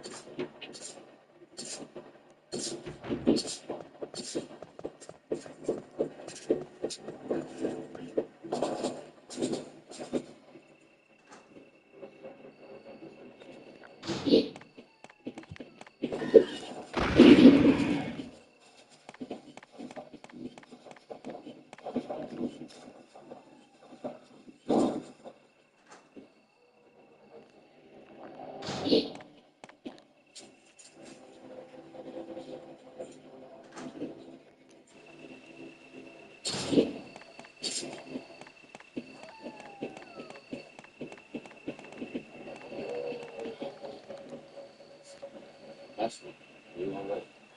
That's so nice.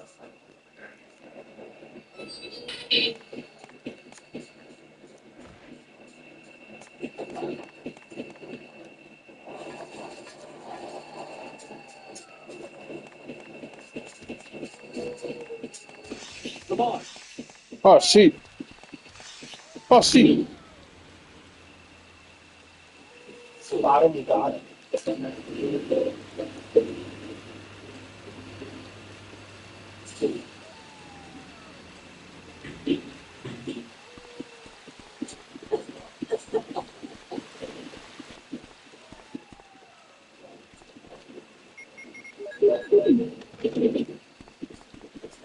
What's the good news?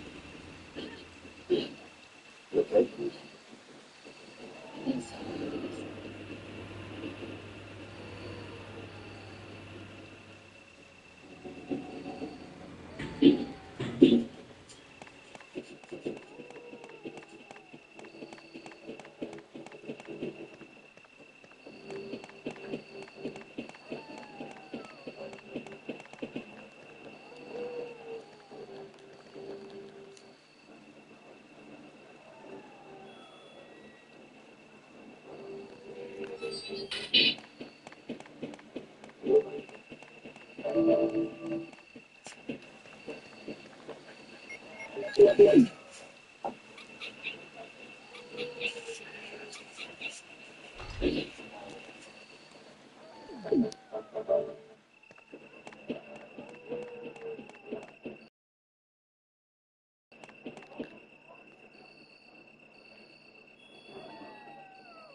Famous Richard was involved in trying to steal guns off the cops.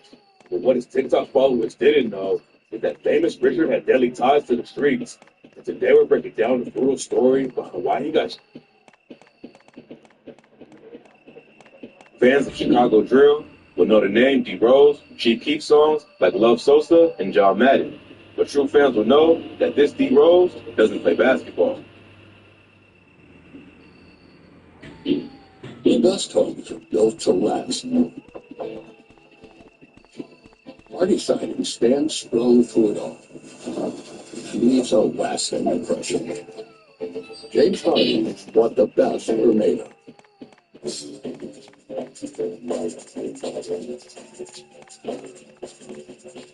Famous Richard was involved in trying to steal guns off the cops.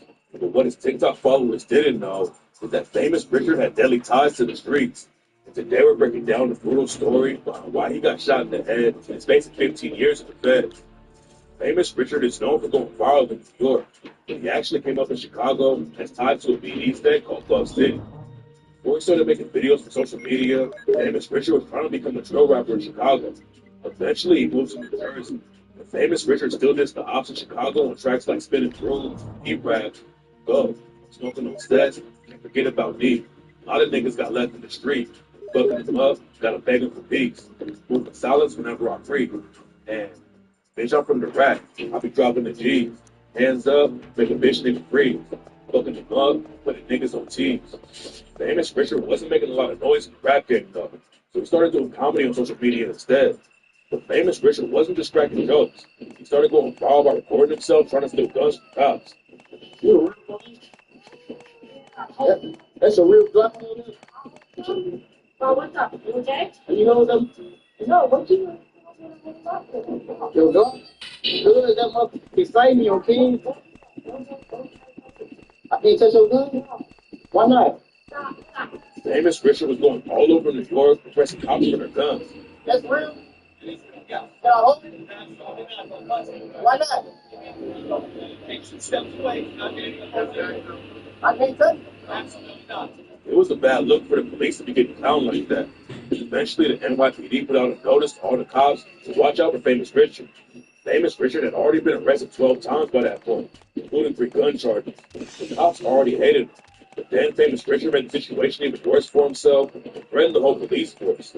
Famous Richard said he wasn't ducking any smoke with the cops and said he'd be strapped up if they wanted to try him. I'm not ducking no smoke, shorty. They talking about NYPD looking for me. On King Dave, get up with me, shorty. On BD, get up with me. And I'm gonna keep that thing with me. Then Famous Richard went on no jumper and called out the whole NYPD again. He said that cops in New York were soft and he would never try to take a cop's gun in Chicago. They soft as hell though, bro. Like you walk up, disarm one of their ass, they gonna have to hell, they gonna have to call 762, like back up. Like in Iraq, I ain't do this in Chicago. I ain't gonna motherfucker down Chicago trying to do that. You know that shit around out here. It is for like you can't do that. I can't even walk on feet. Cops wanted to put Famous Richard behind bars, and that's exactly what they did a few weeks later. Famous Richard was standing in the middle of the street. Cops showed up and told him to stop holding up traffic. Famous Richard didn't spend long in jail, but then the cops started taunting him in the street because he was allegedly crying in his cell when he got booked. We don't crack the seal, shorty. Where I can call that? Okay.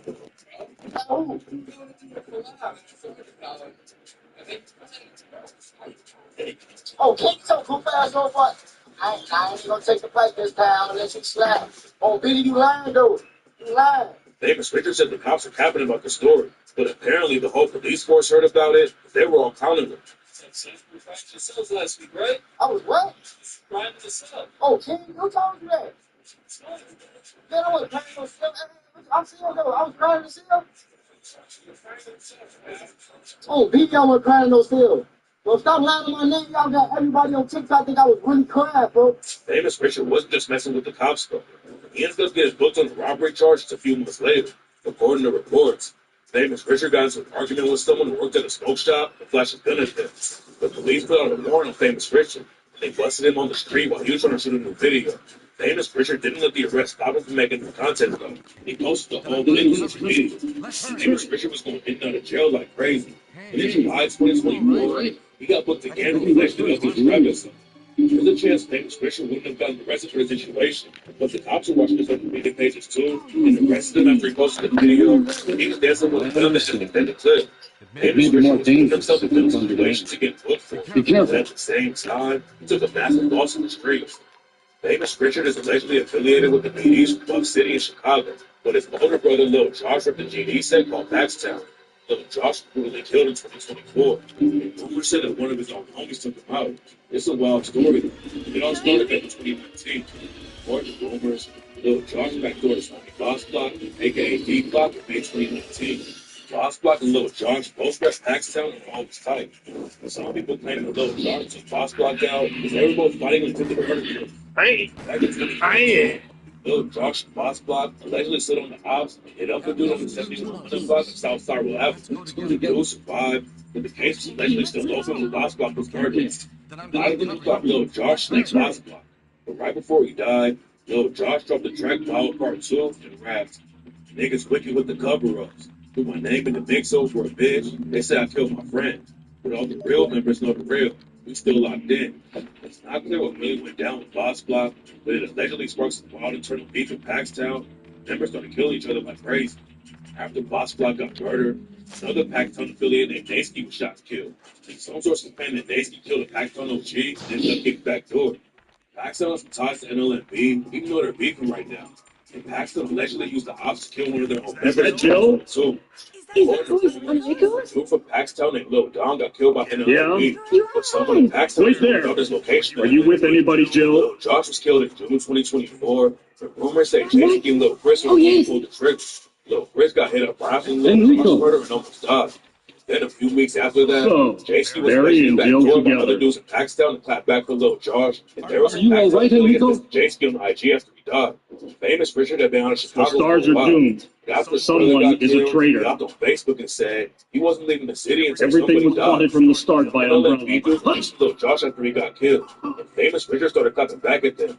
Lil Josh allegedly backdoored his homie and ended up getting killed by his own crew. What makes the situation even crazier is that Famous Richard had dropped the track Blood Spillers right before Lil Josh died and rapped, "Hey,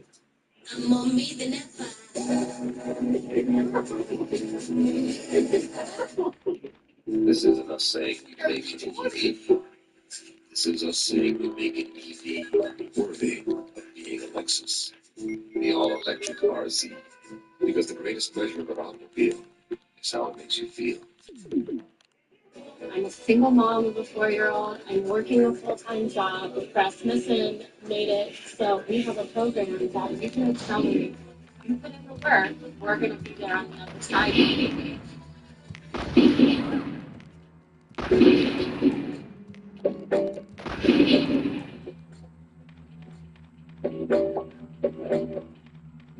You didn't inherit this. You built it.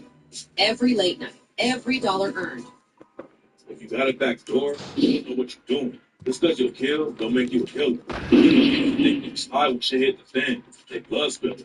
I got a cousin that killed my cousin. I'm gonna beat that case, then I'm getting up with him. By that crib, we finna go hunting. Can't trust a snake, they live with them.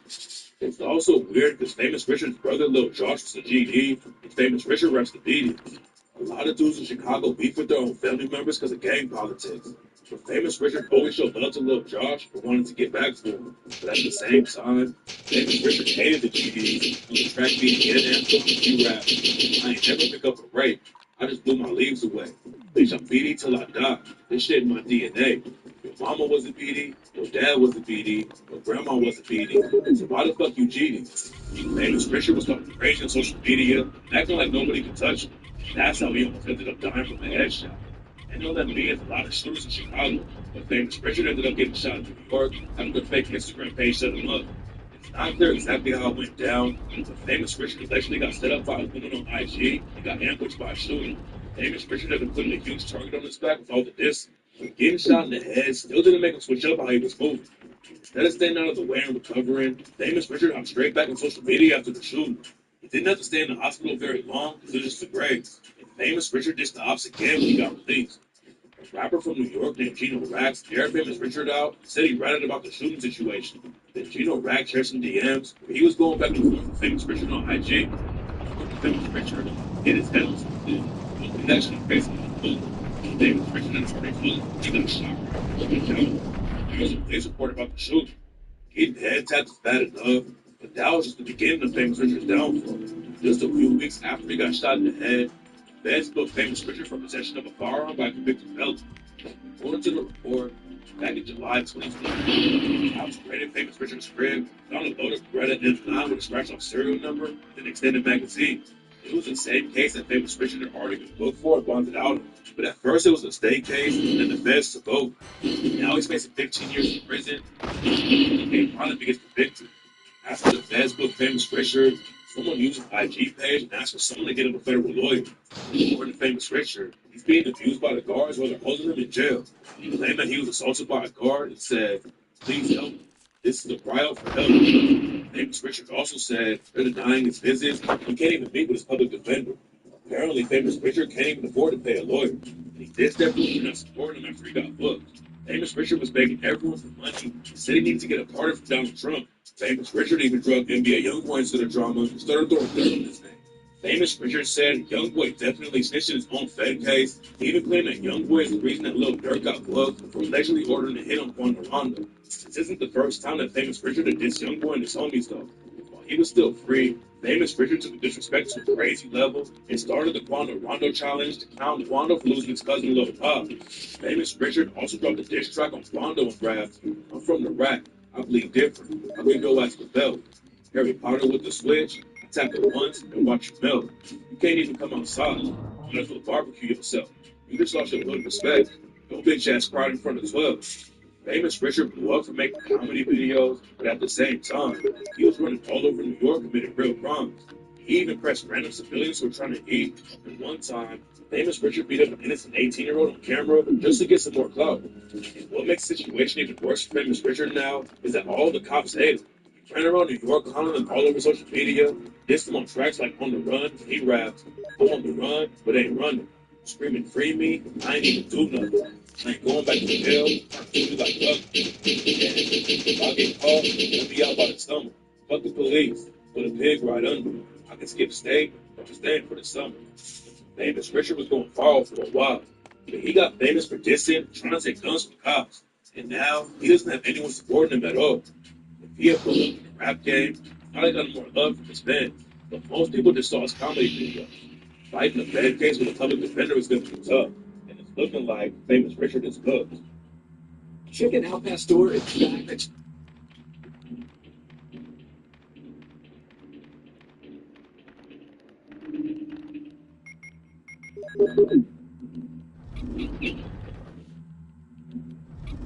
K-Block had a name in the streets way before he started taking over the drillway. K-Block had a name in the streets way before he started taking over the drillway.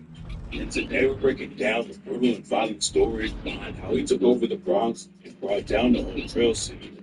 K-Block grew up in one of the craziest hoods in the Bronx called Southside. When he was a kid, Block's mom tried to keep him away from all the violence going down in their neighborhood.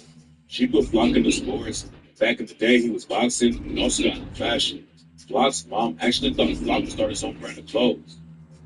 Clothing stuff like that. Not even boxing, because that's what we do. Things like that, but never nothing with music. He was never talking about being a rapper, but that all changed when he started popping in the book.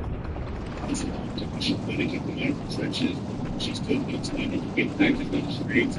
K Block been hustling when he was around 10 years old. Block wanted to be a professional athlete back in the day, but his homies B Love and BJ are the ones who convinced Block to start rapping. B Love came up in the Corley problem.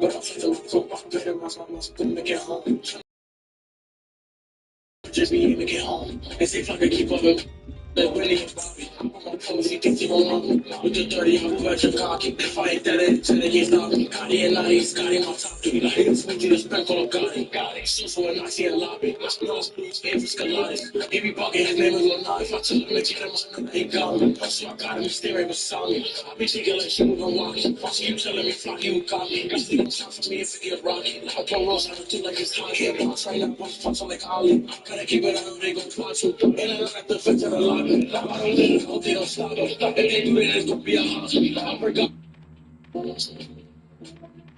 Brag on top three. I ain't talking videos, they watch me. Can't come to feeling that's not me. I'm a one. My niggas take meals on the one. Pull up 100 shooters and 20 guns. Big from 24, get shit straight. I made it all from these to my state. I'm in two things on my mixtape. I'm just taste with the million of these I've been eating too good, having big space. Everybody in your head got a shit face.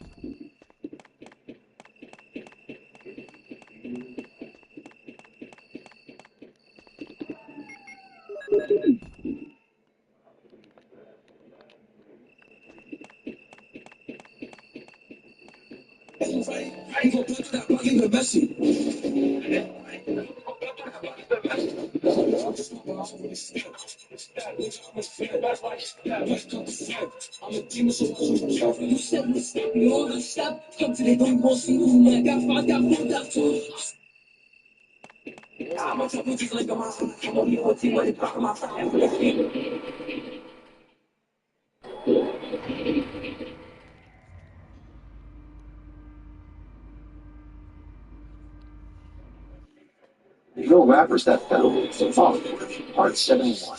Track Royal Summer.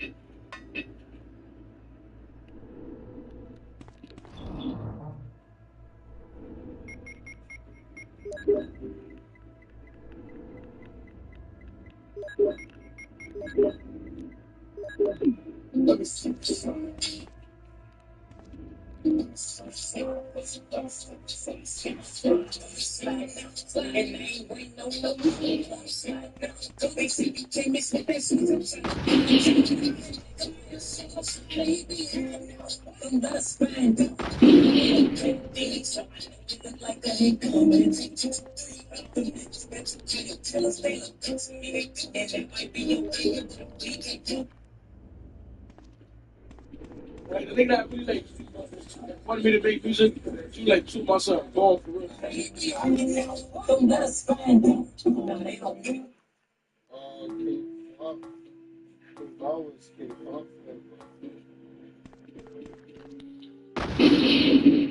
Yo, bro, let me get that chain, brother. Let me get those chains, brother. Yo, where you from, bro, partner? Where you from, partner? Wait. Yo, bro, let me get that chain, bro. Remember when K Flock started playing King Von in the studio?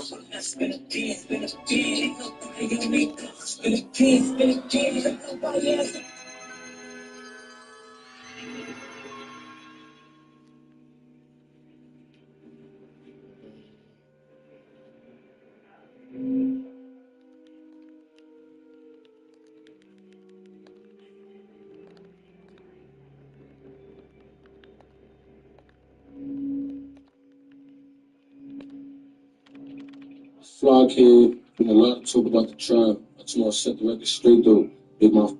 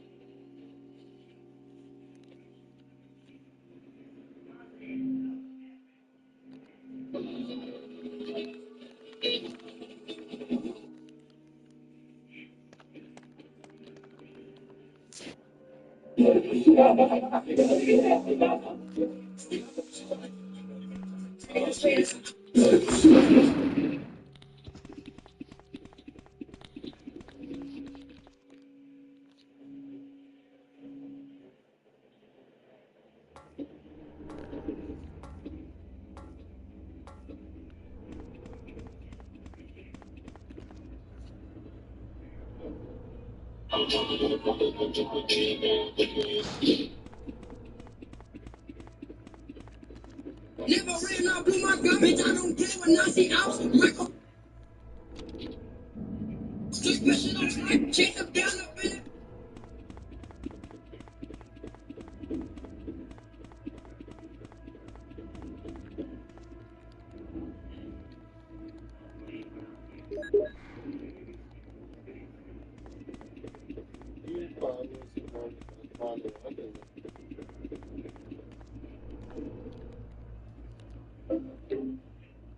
Give me my toy back. Give me my toy back. Give me my toy back.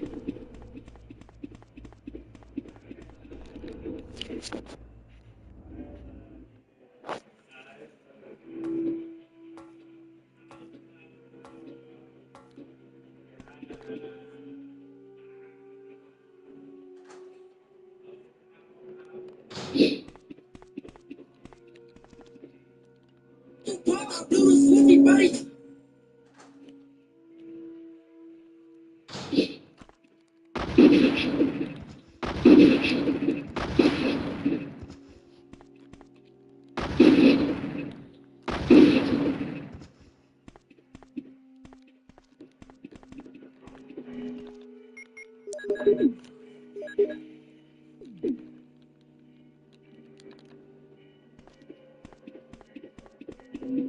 Bro, fake dirty. Fake, don't bite.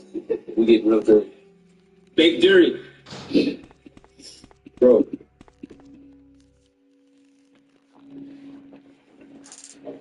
fake dirty. Fake.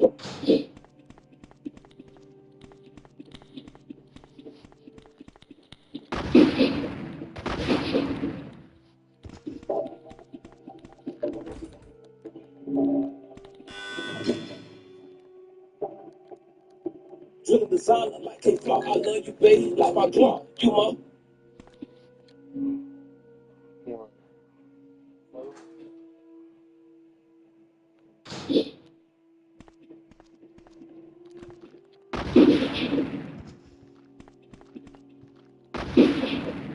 on lock. Drill designer like a flaw. I love you, baby, like my claw. What did he say? Drill designer like a flaw. I love you, baby, like my claw. Pause, bro. What? Nah. Hold on. Bro, y'all heard this nigga chat? I just don't understand, like, totally love the nigga. The nigga dead, I think. So, north to the west, we got it on low. Drill designer like a flaw. I love you, baby, like my claw. You Nah, but I don't know, bro. on lock.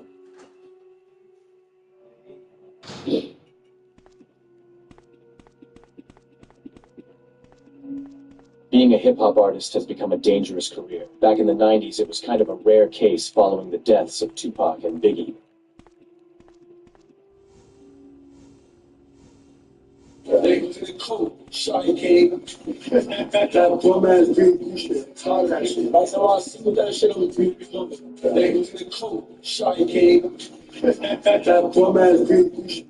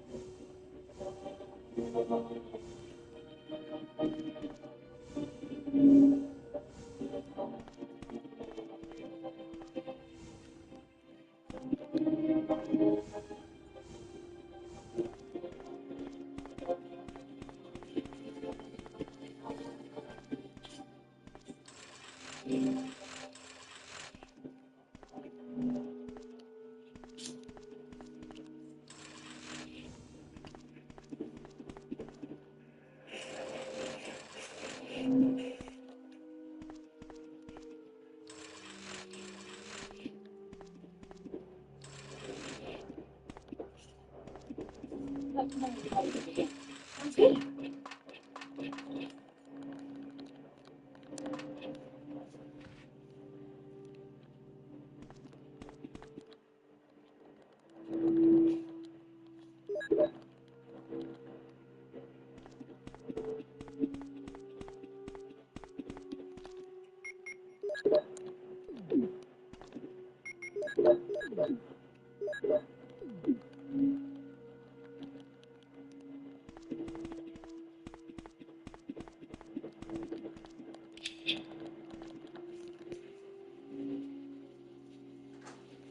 the last part already. I'm gonna be on pre-story mode in a minute.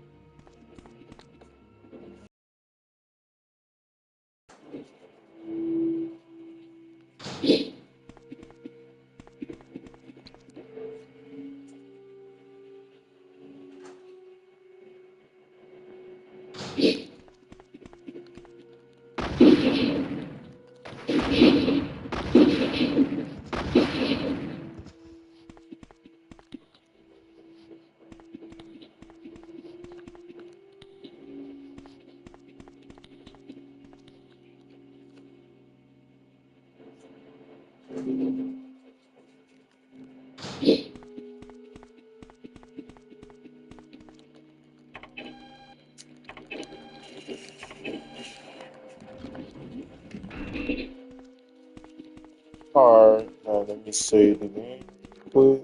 Picture this about to be my last save.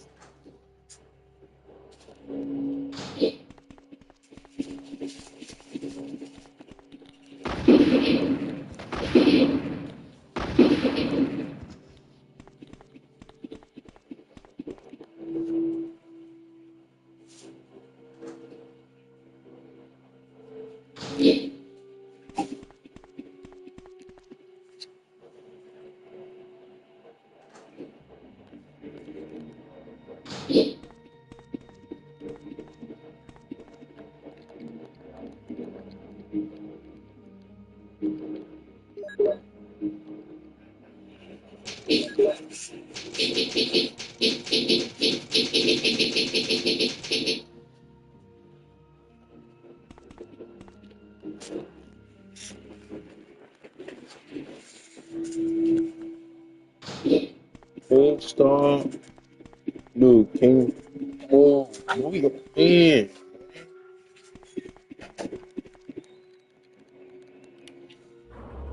Jill.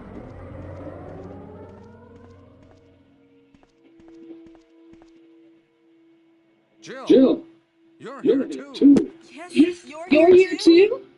Look, I lost my way. Let's get going.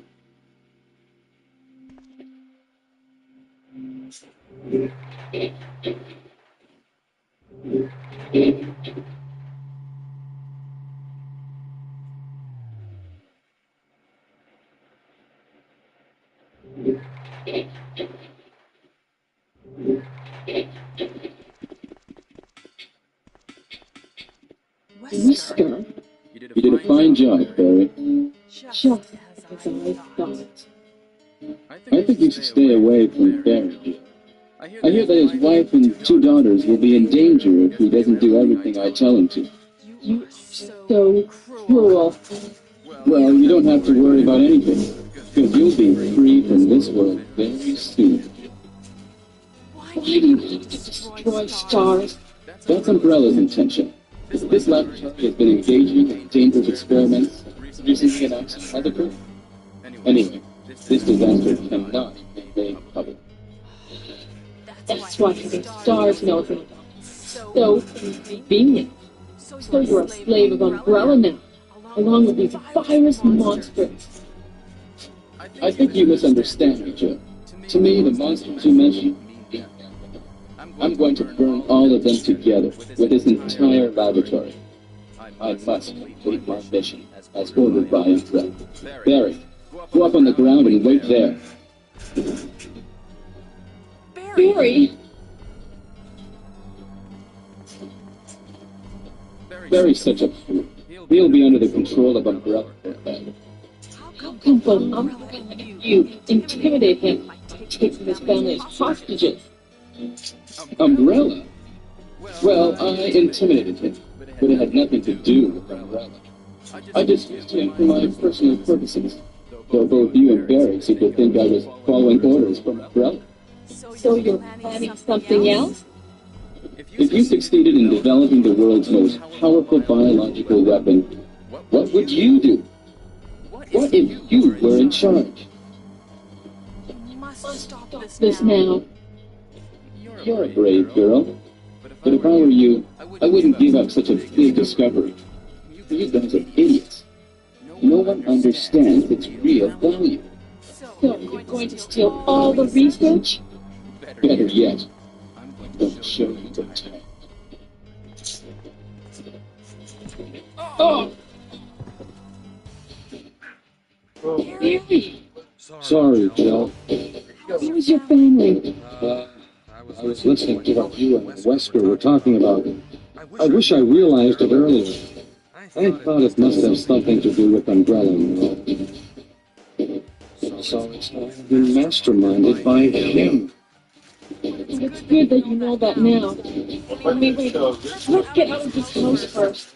Jill, Guess what?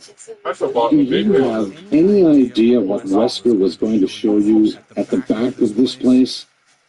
Well, he was talking about the world's most powerful biological weapon, called Tyrant or something, I think. I ain't trying to get. Do you think we could see Tyrant now?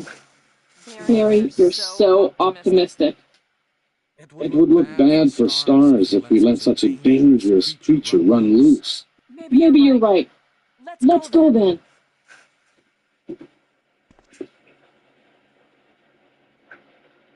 She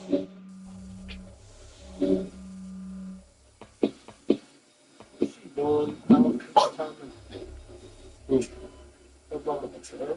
She like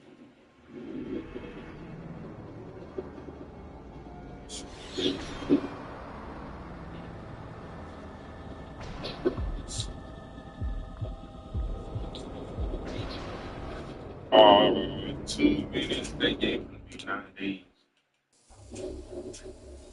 Can a creature like this really be the ultimate biological weapon? Really? Wesker is a crazy man. Tyrant is not going to be developed. But we can't let it live. That must be the computer for monitoring this creature.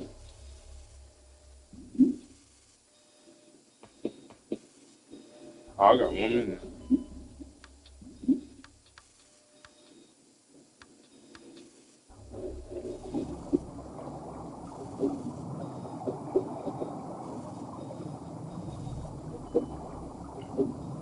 It ain't gonna be no 2 digits now. It's gonna be 9 days.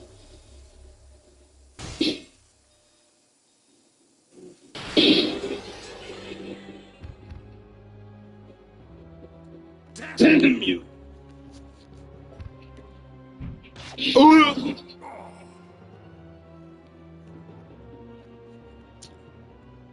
Can't control what it does. Oh shit.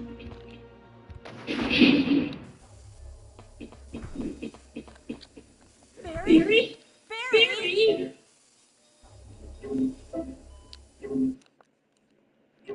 Wait, let me see. Let me see right now.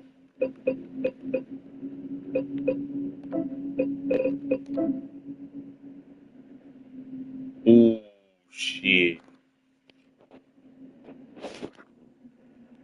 The game is 9 days. It's not 2 digits no more. Finally, it's on 1 digit. Okay, we can't wait. You're alive. I'm really embarrassed. So next week, the gig will be Let's get going. next week. Alright, let's do it. Yeah, and plus the door is not even locked. So that's in there, man.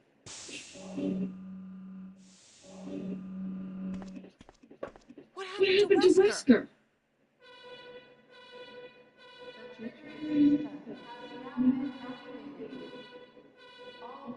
Wesker? Wesker must have set it off. There's not much time left for us.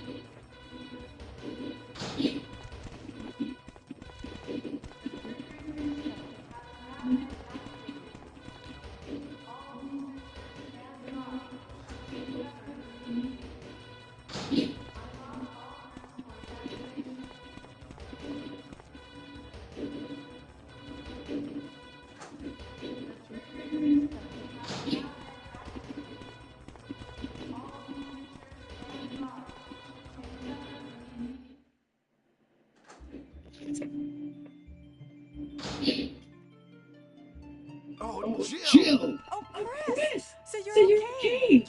Yeah, You too. What What happened to happened to Wesker? Wesker? Let's Let's talk talk about it about it later. later. Let's Let's get get out of out of here. here.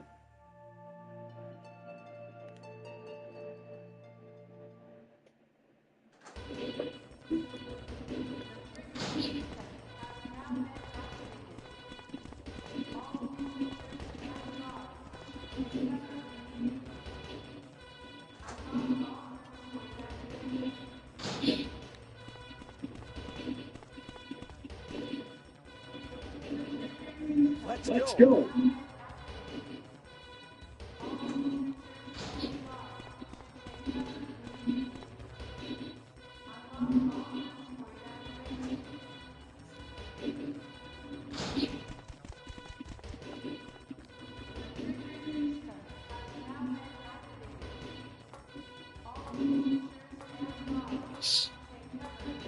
This nigga almost an 80.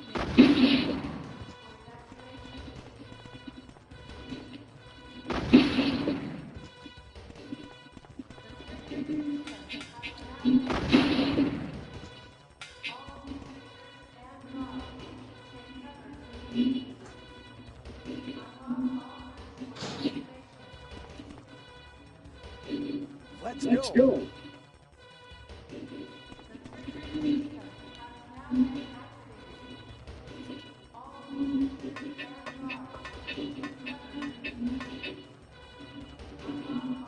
Hurry.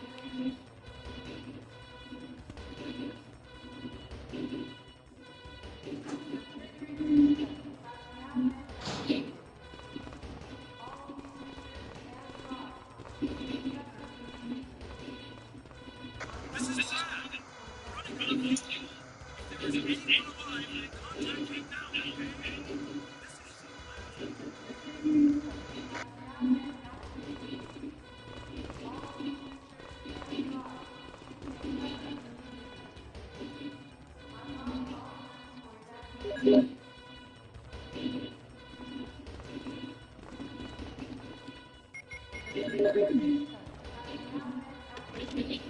There is 3 minutes until explosion.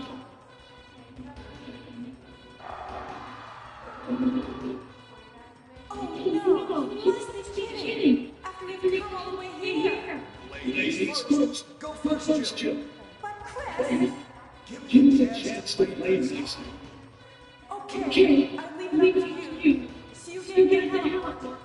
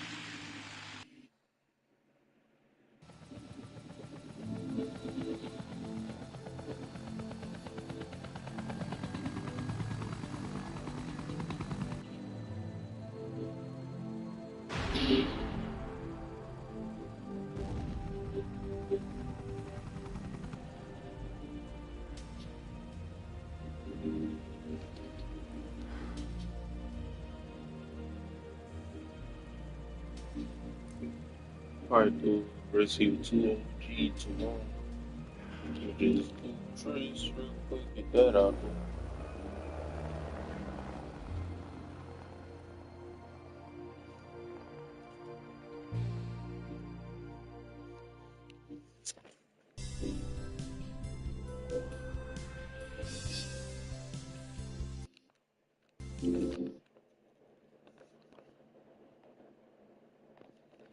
Oh, 2 hours and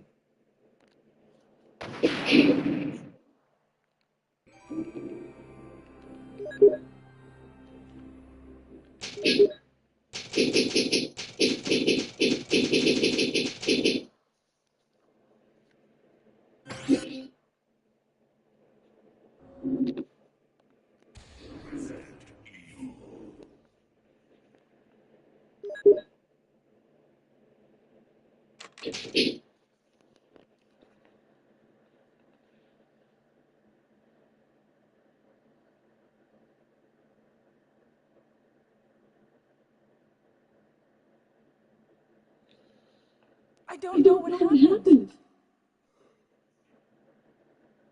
Barry, Barry, where's where's Barry? Barry? Well, I'm Well, I'm sorry, sorry, but but he's he's probably. probably.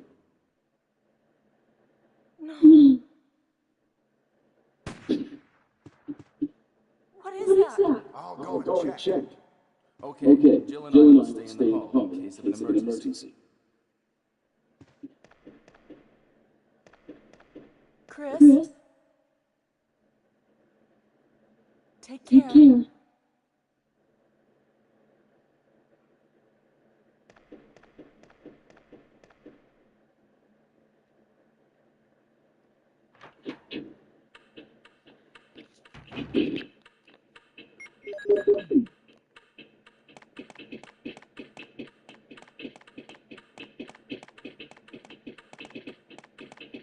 yeah. And so, that piano part probably about to be now. 50 minutes.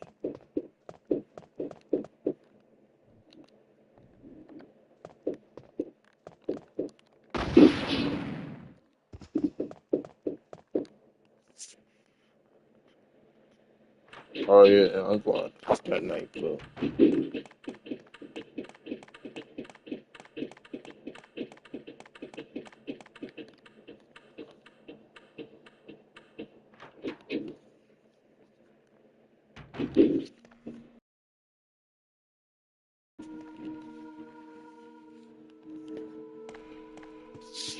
Wesker, Wesker, Jill. Jill.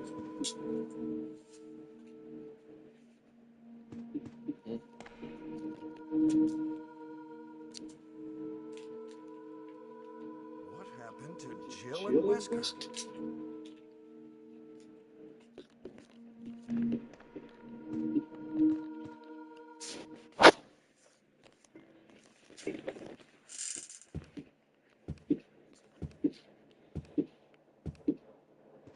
Wait,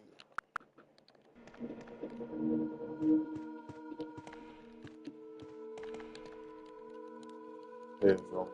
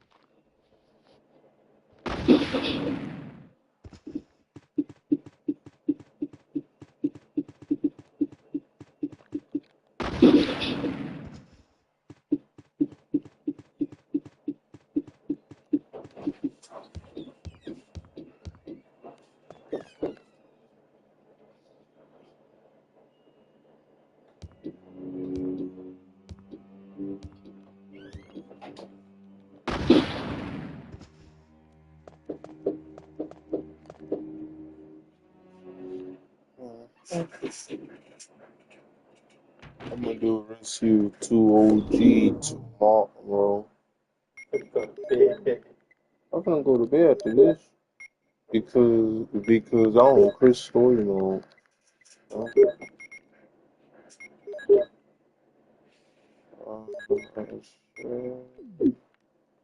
Uh, there go the key item right here.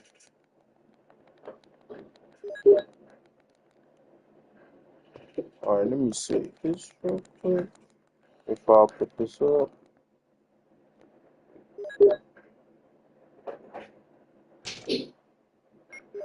No.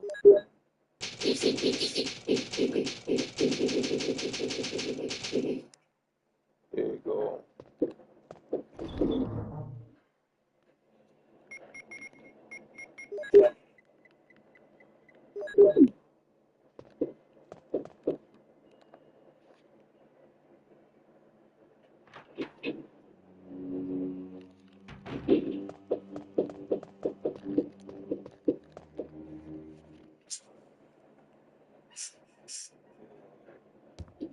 Well, Chief, can we go back to Chicago? Mm. They have him.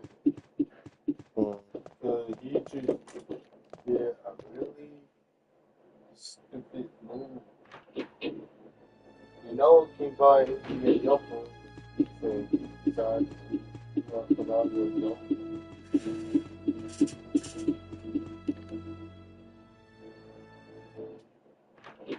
King Von all about loyalty.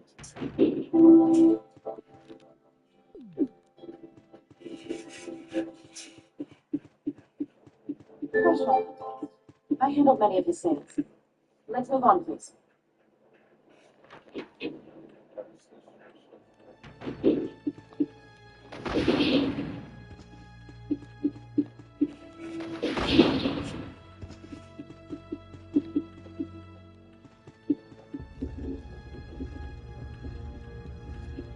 Now, this exquisite piece exemplifies the traditional Russian little ink effect. To me, Neo are so classy.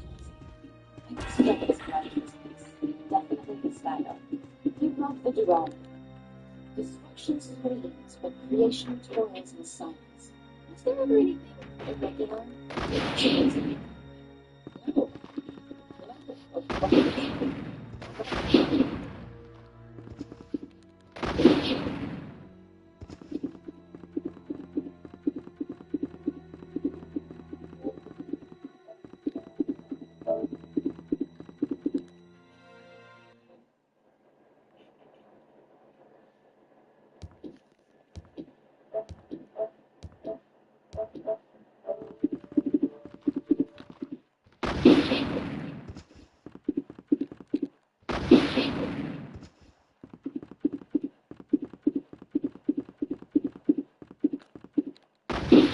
Pete Noir was all about stopping the violence in Philly.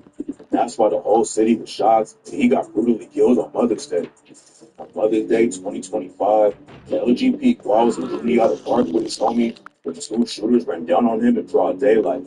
The shooters had a driver ready to run and jumped in the whip after the hit went down. The cops only got the car that they used, and the dudes who pulled the trigger on LGB Quad were moving sloppy. Before they killed Quad, the shooters were caught all over surveillance cameras without masks on, and the cops are offering a $20,000 reward for info about them. Philly is a wild place where a lot of rappers get killed. Red velvet, chocolate chip, lemon, white chocolate raspberry, and more. Luscious, delicious, and scrumptious. We've got all the flavors and always something new. Only at Nothing But Cakes. What do I have today? Just got therapy appointment for inner child work at 11. It's stupid. I hate it. I just want to stay up late and hang out with my friends. So, keep it? Yeah. Smart. The LGP Quad was all about stopping the violence in Philly, and that's why the whole city was shocked. On Mother's Day 2025, the LGP Quad was in New after Martin his homie, with two shooters ran down on him in broad daylight. The shooters had a driver ready to go. They jumped in the whip after the hit went down. The cops already found the car that they used, and the dudes who pulled the trigger on LGP Quad were moving sloppy. Before they killed Quad, the shooters were caught all over surveillance cameras without masks on, and the cops are offering a $20,000 reward for info about them. Philly is a wild place where a lot of rappers get killed. Nobody was expecting LGP Quad to go out like that. He's been pushing peace for years, and Quad had love all over the city. But before he hopped in the booth, Quad was neck deep in the trenches too. Quad came up on the north side of the city, got active when he was a teenager. He never aired out his cases much, but Quad said he had been to every jail in the area. One time, he was even locked up on the same block as his dad. You know, and I don't even say this like a problem, but like I wasn't even in every jail in the state room. I've been to other states. You get what I'm saying? Like I've been on the same block as my partner. Like it's not much. Like I ain't see I really, but you would never know that because I don't really brag on it. Well, I was going in and out of jail for years, and eventually he got tired of all the legal drama. Wall also felt bad because he was always making his mom sad. And I just got tired. Like I said, I got tired of filming. I got tired of going to jail. I got tired of like making my mom like sad. And I'm the only child. Like, there's no spare tire. Yeah. Like my mom don't got no spare tire. Wall didn't have any brothers or sisters, and he knew that he was letting his mom down every time he got locked up. So Wall switched up everything when he came home and started rapping. Wall came up in the trenches, but he didn't jump on the drill wave and start dissing ops. Wall wanted to spread positivity instead, and he went viral for freestyling about the real issues going on in Philly. And they still killing. Shit is serious. My young at 12, you scared murder. Ain't scared of it because he from North Philly. Wall started calling himself the voice of the youth. He was always giving back to the community. Right after he went viral for the first time, Wall linked up with Puma to donate a bunch of shoes and $10K to the elementary school he went to. Wall blew up off of his freestyles, but in 2018, he started dropping tracks on streaming too and linked up with will.i.am for the track Insomniac. Wall kept the momentum up with a few more singles and scored another big win after Nike and Foot Locker made a commercial with him. Wall ended up getting a deal with French Montana and looked like Wall was going to pop off. Then You must be from the Bravo team. While we dropping freestyles, Yeah, making moves behind the scenes, Rebecca he gets signed to the label, Billy I'm a slowed down. newcomer. I just joined the Stars Bravo team last month. But it never happened. Well, 2022, Wall got interviewed by On the Radar and said his record was coming out soon. After I'm Chris that, Redfield his from the career Alpha spotlight team. again. Are you the only person here from the Bravo team? well, because the helicopter made a forced landing, I just ran into these house anyway, but Computer was popping up and I see. I was always going to school. There's nothing else we could have done anyway. That they didn't actually act in the streets. He was against the drill wave that was taking over the city. Philly drill kicked off around 2017 when a dude named Poundstock Pop started this new option to vote. I serviced a helicopter recently, but something went wrong with the engine. It was such a short Busy was flight. blowing up and did big numbers with the track no lack. But then the ops killed him a couple months later and started clowning his homies. IBC Duel and his homies were popping off around the same time. They allegedly killed two ops in the same day and started dissing them. NSU Shido also blew up with the track Gangsta Party. Then he got shot in the head twice and watched his homie Big Curry die right in front of him. The thing there was almost on, but like you blanked out. I ain't really too much you really comes in. You know, I just certain niggas say they act like they Superman, Batman, they do this and that situation. You really in the situation. Shit a little different. A rapper named Burke Street Man did Shido and Curry and rapped. Shido caught a headshot, Dolphin, tell me what it's like. He's so stupid. Tusi told you about stopping at them lights. Why you niggas trying to act hard? Like Drizzy wasn't slumped all in that backyard. And Cheeto dropped back from the dead. They got zombies trying to rap.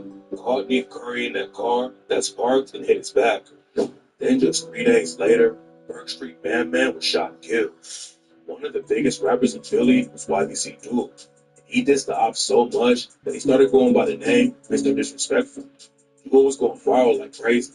But then the ops caught him in traffic and left him dead in the street. LGP Quad wasn't rocking with the drill wave and all the violence going on in the rap scene. So in 2023, he dropped the track Death of Drill and raps. Turn on the news, them niggas got dropped in the streets, and that's the first thing I see. Everything murder, they make killing a norm, but that ain't normal to me. So they gon' post on their block because they trapping, but gotta stay strapped 7 days out the week. Too many bodies got dropped, and the niggas they beefing with only 5 blocks up the street. LGP Paul also said he almost got killed twice in the trenches. Paul wanted to leave the violence behind. He called out drill rappers in the city when he rapped. Feel like they didn't believe, left me to die, added fire to fury. I could have died, shot at close range twice. I'm still here to tell my story. All these rappers sound the same. Murder, murder, murder. Keep it real. It's getting boring. The cops think that LGP Quad got killed over a robbery that went left, but some people think it was a hit and not a robbery. Quad had been pushing peace for years, but his homies were still in the trenches, and Quad wasn't always rapping about putting the guns down. Back in 2018, Quad dropped a freestyle and rapped, "Niggas know I pull strings. All my niggas, they the ones that pull triggers. Party popping got the bitches on me. Got the double cup and fill them up with liquor. I ain't worried about the opposition. If they acting crazy, we gon' hollow tip them. And niggas frauding every time they rap. We be trapping till the sun come up. We be smoking till my lungs give up. We ain't fighting. Get the guns involved. We ain't doing one-on-ones with y'all." Rumors were going around that LGP Claw had a target on his back, and the ops took him out. But Claw's homie Mark Money hopped on IG and said that Claw didn't know the dude who killed him. Mark Money and LGP Claw are both from Nicetown, and in 2024, Mark Money barely survived after he got snaked by his own homie and shot 9 times. Mark Money had dropped a couple of crazy diss tracks in early 2024, and right after they popped off, he got hit up and almost died. One of the bullets hit Mark Money in the back, and he has to learn how to walk again. Rumors going around that Mark Money got hit in the head and was in a coma, and YBC started dissing him over the situation. Luckily, Mark Money survived and is trying to recover, but some people think LGP Quad got killed because he was still rocking with the dudes who were active in the streets. And one of the craziest things about the story is that Mark Money was actually on America's Got Talent back when he was 7 years old. Bird Money hit the stage and started rapping when he was just a kid, but he didn't make it past the first round of the show and ended up hopping off the porch instead. YBC was dissing Bird Money after he got hit up, but they weren't the ones who pulled the trigger on him. LGP Quad, Bird Money's area, has beef with a few different sets, like Hunting Park and Brickyard. Some people think they're the ones who hit up Bird Money and killed LGP Quad too. Nicetown has been beefing with Brickyard and Hunting Park for years, and Nicetown allegedly slid on Brickyard and made one of the craziest murder scenes in the city. Dada was a Brickyard affiliate, trying to make it in the rap game too, but then Nicetown allegedly slid on him and shot Dada over 70 times. Wah allegedly wasn't active at all after he got out of jail and started rapping, but he still had ties to the streets, and that's allegedly what got him killed. Icetown and their ops have been beefing like crazy for years, and Gua stayed too close to the drama. The cops said LGP Gua got killed over a robbery, but the security footage makes the situation look more like a hit. The shooters were also hanging out in the shop for a while right before the hit went down, and it looks like they were waiting for LGP Gua to show up. Icetown has a reputation of people getting backdoored, and even More Money said he got shot by someone he was homies with. And now some people think LGP Wall got set up for the robbery by someone he knew, and the situation went left.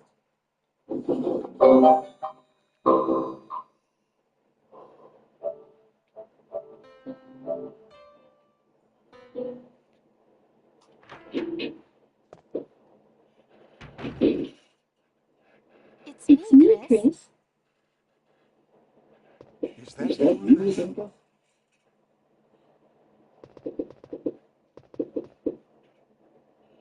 Ah, it's the Moonlight Sonata. Can you play?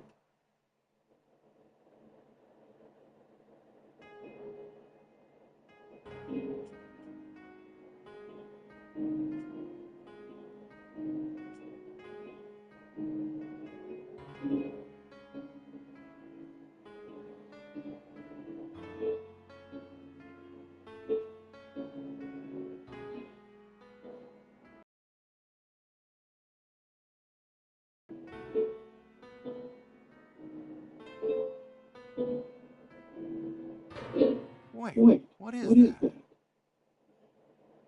My My interpretation interpretation is is off off a a little. little. Chris, Chris, may I may I practice for practice a for a while? while? Let's go Let's go back back and look and for look them for at them at once. once. All All right. right.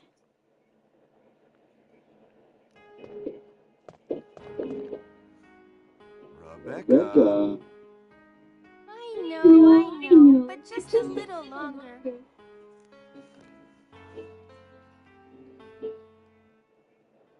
Alright, that should buy her some time.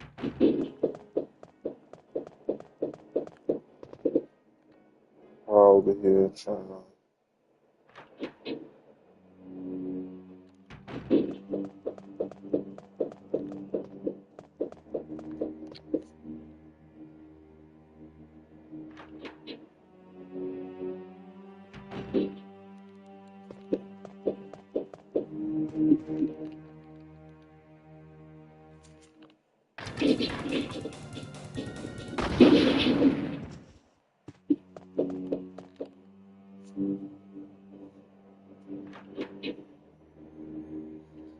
Anthony, and now the game is not two digits no more.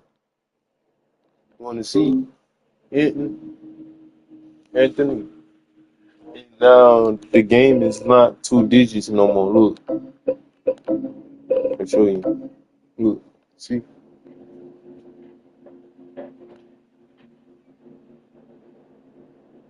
It's on one digit, which is 9 days. Show one digit.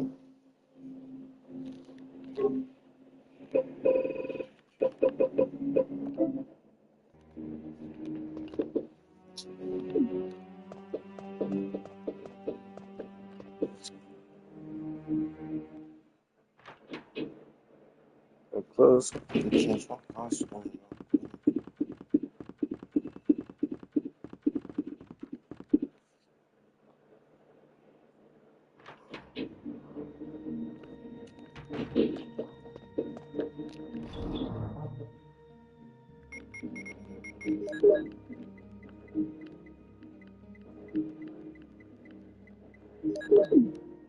There you go.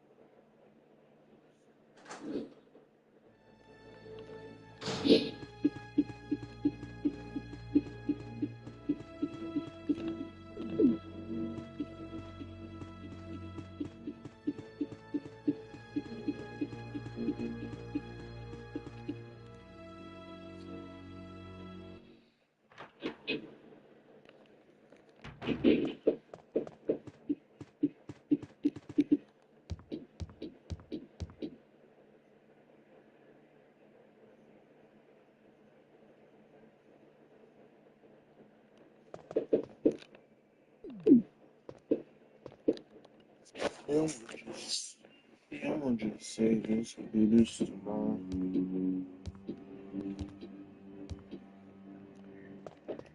Oh yeah, I just feel tired.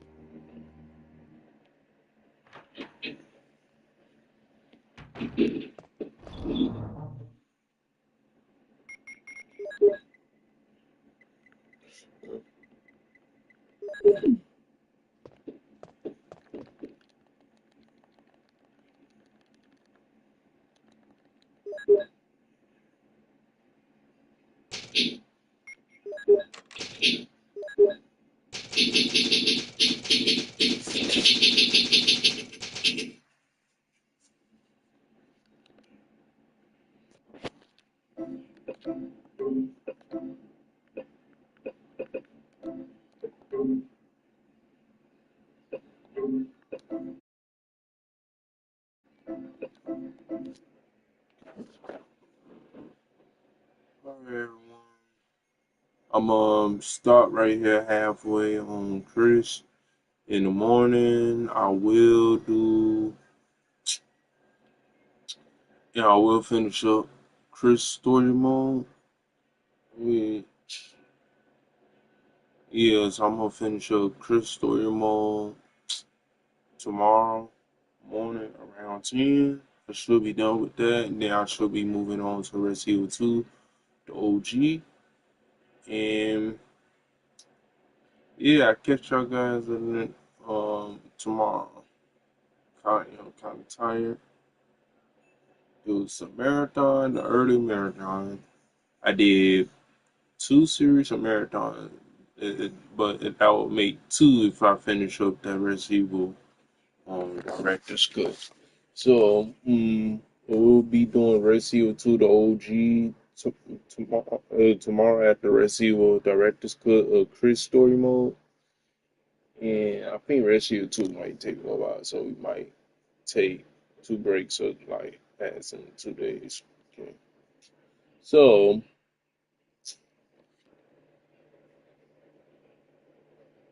I'm trying to go.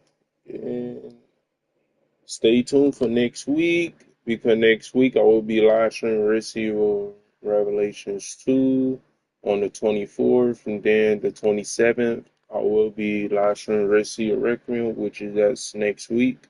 The game coming out next week. So stay tuned for those 2 games next week. Yeah, I am trying to hurry up, try my best to hurry up to finish the marathon before 24th of February come up. So I try and get those out the way. So I will do. I will finish up that Chris story mode on the director's cut tomorrow. And I will be starting the Resident Evil 2, the OG, tomorrow. So I will catch you guys tomorrow, and take care, and peace out.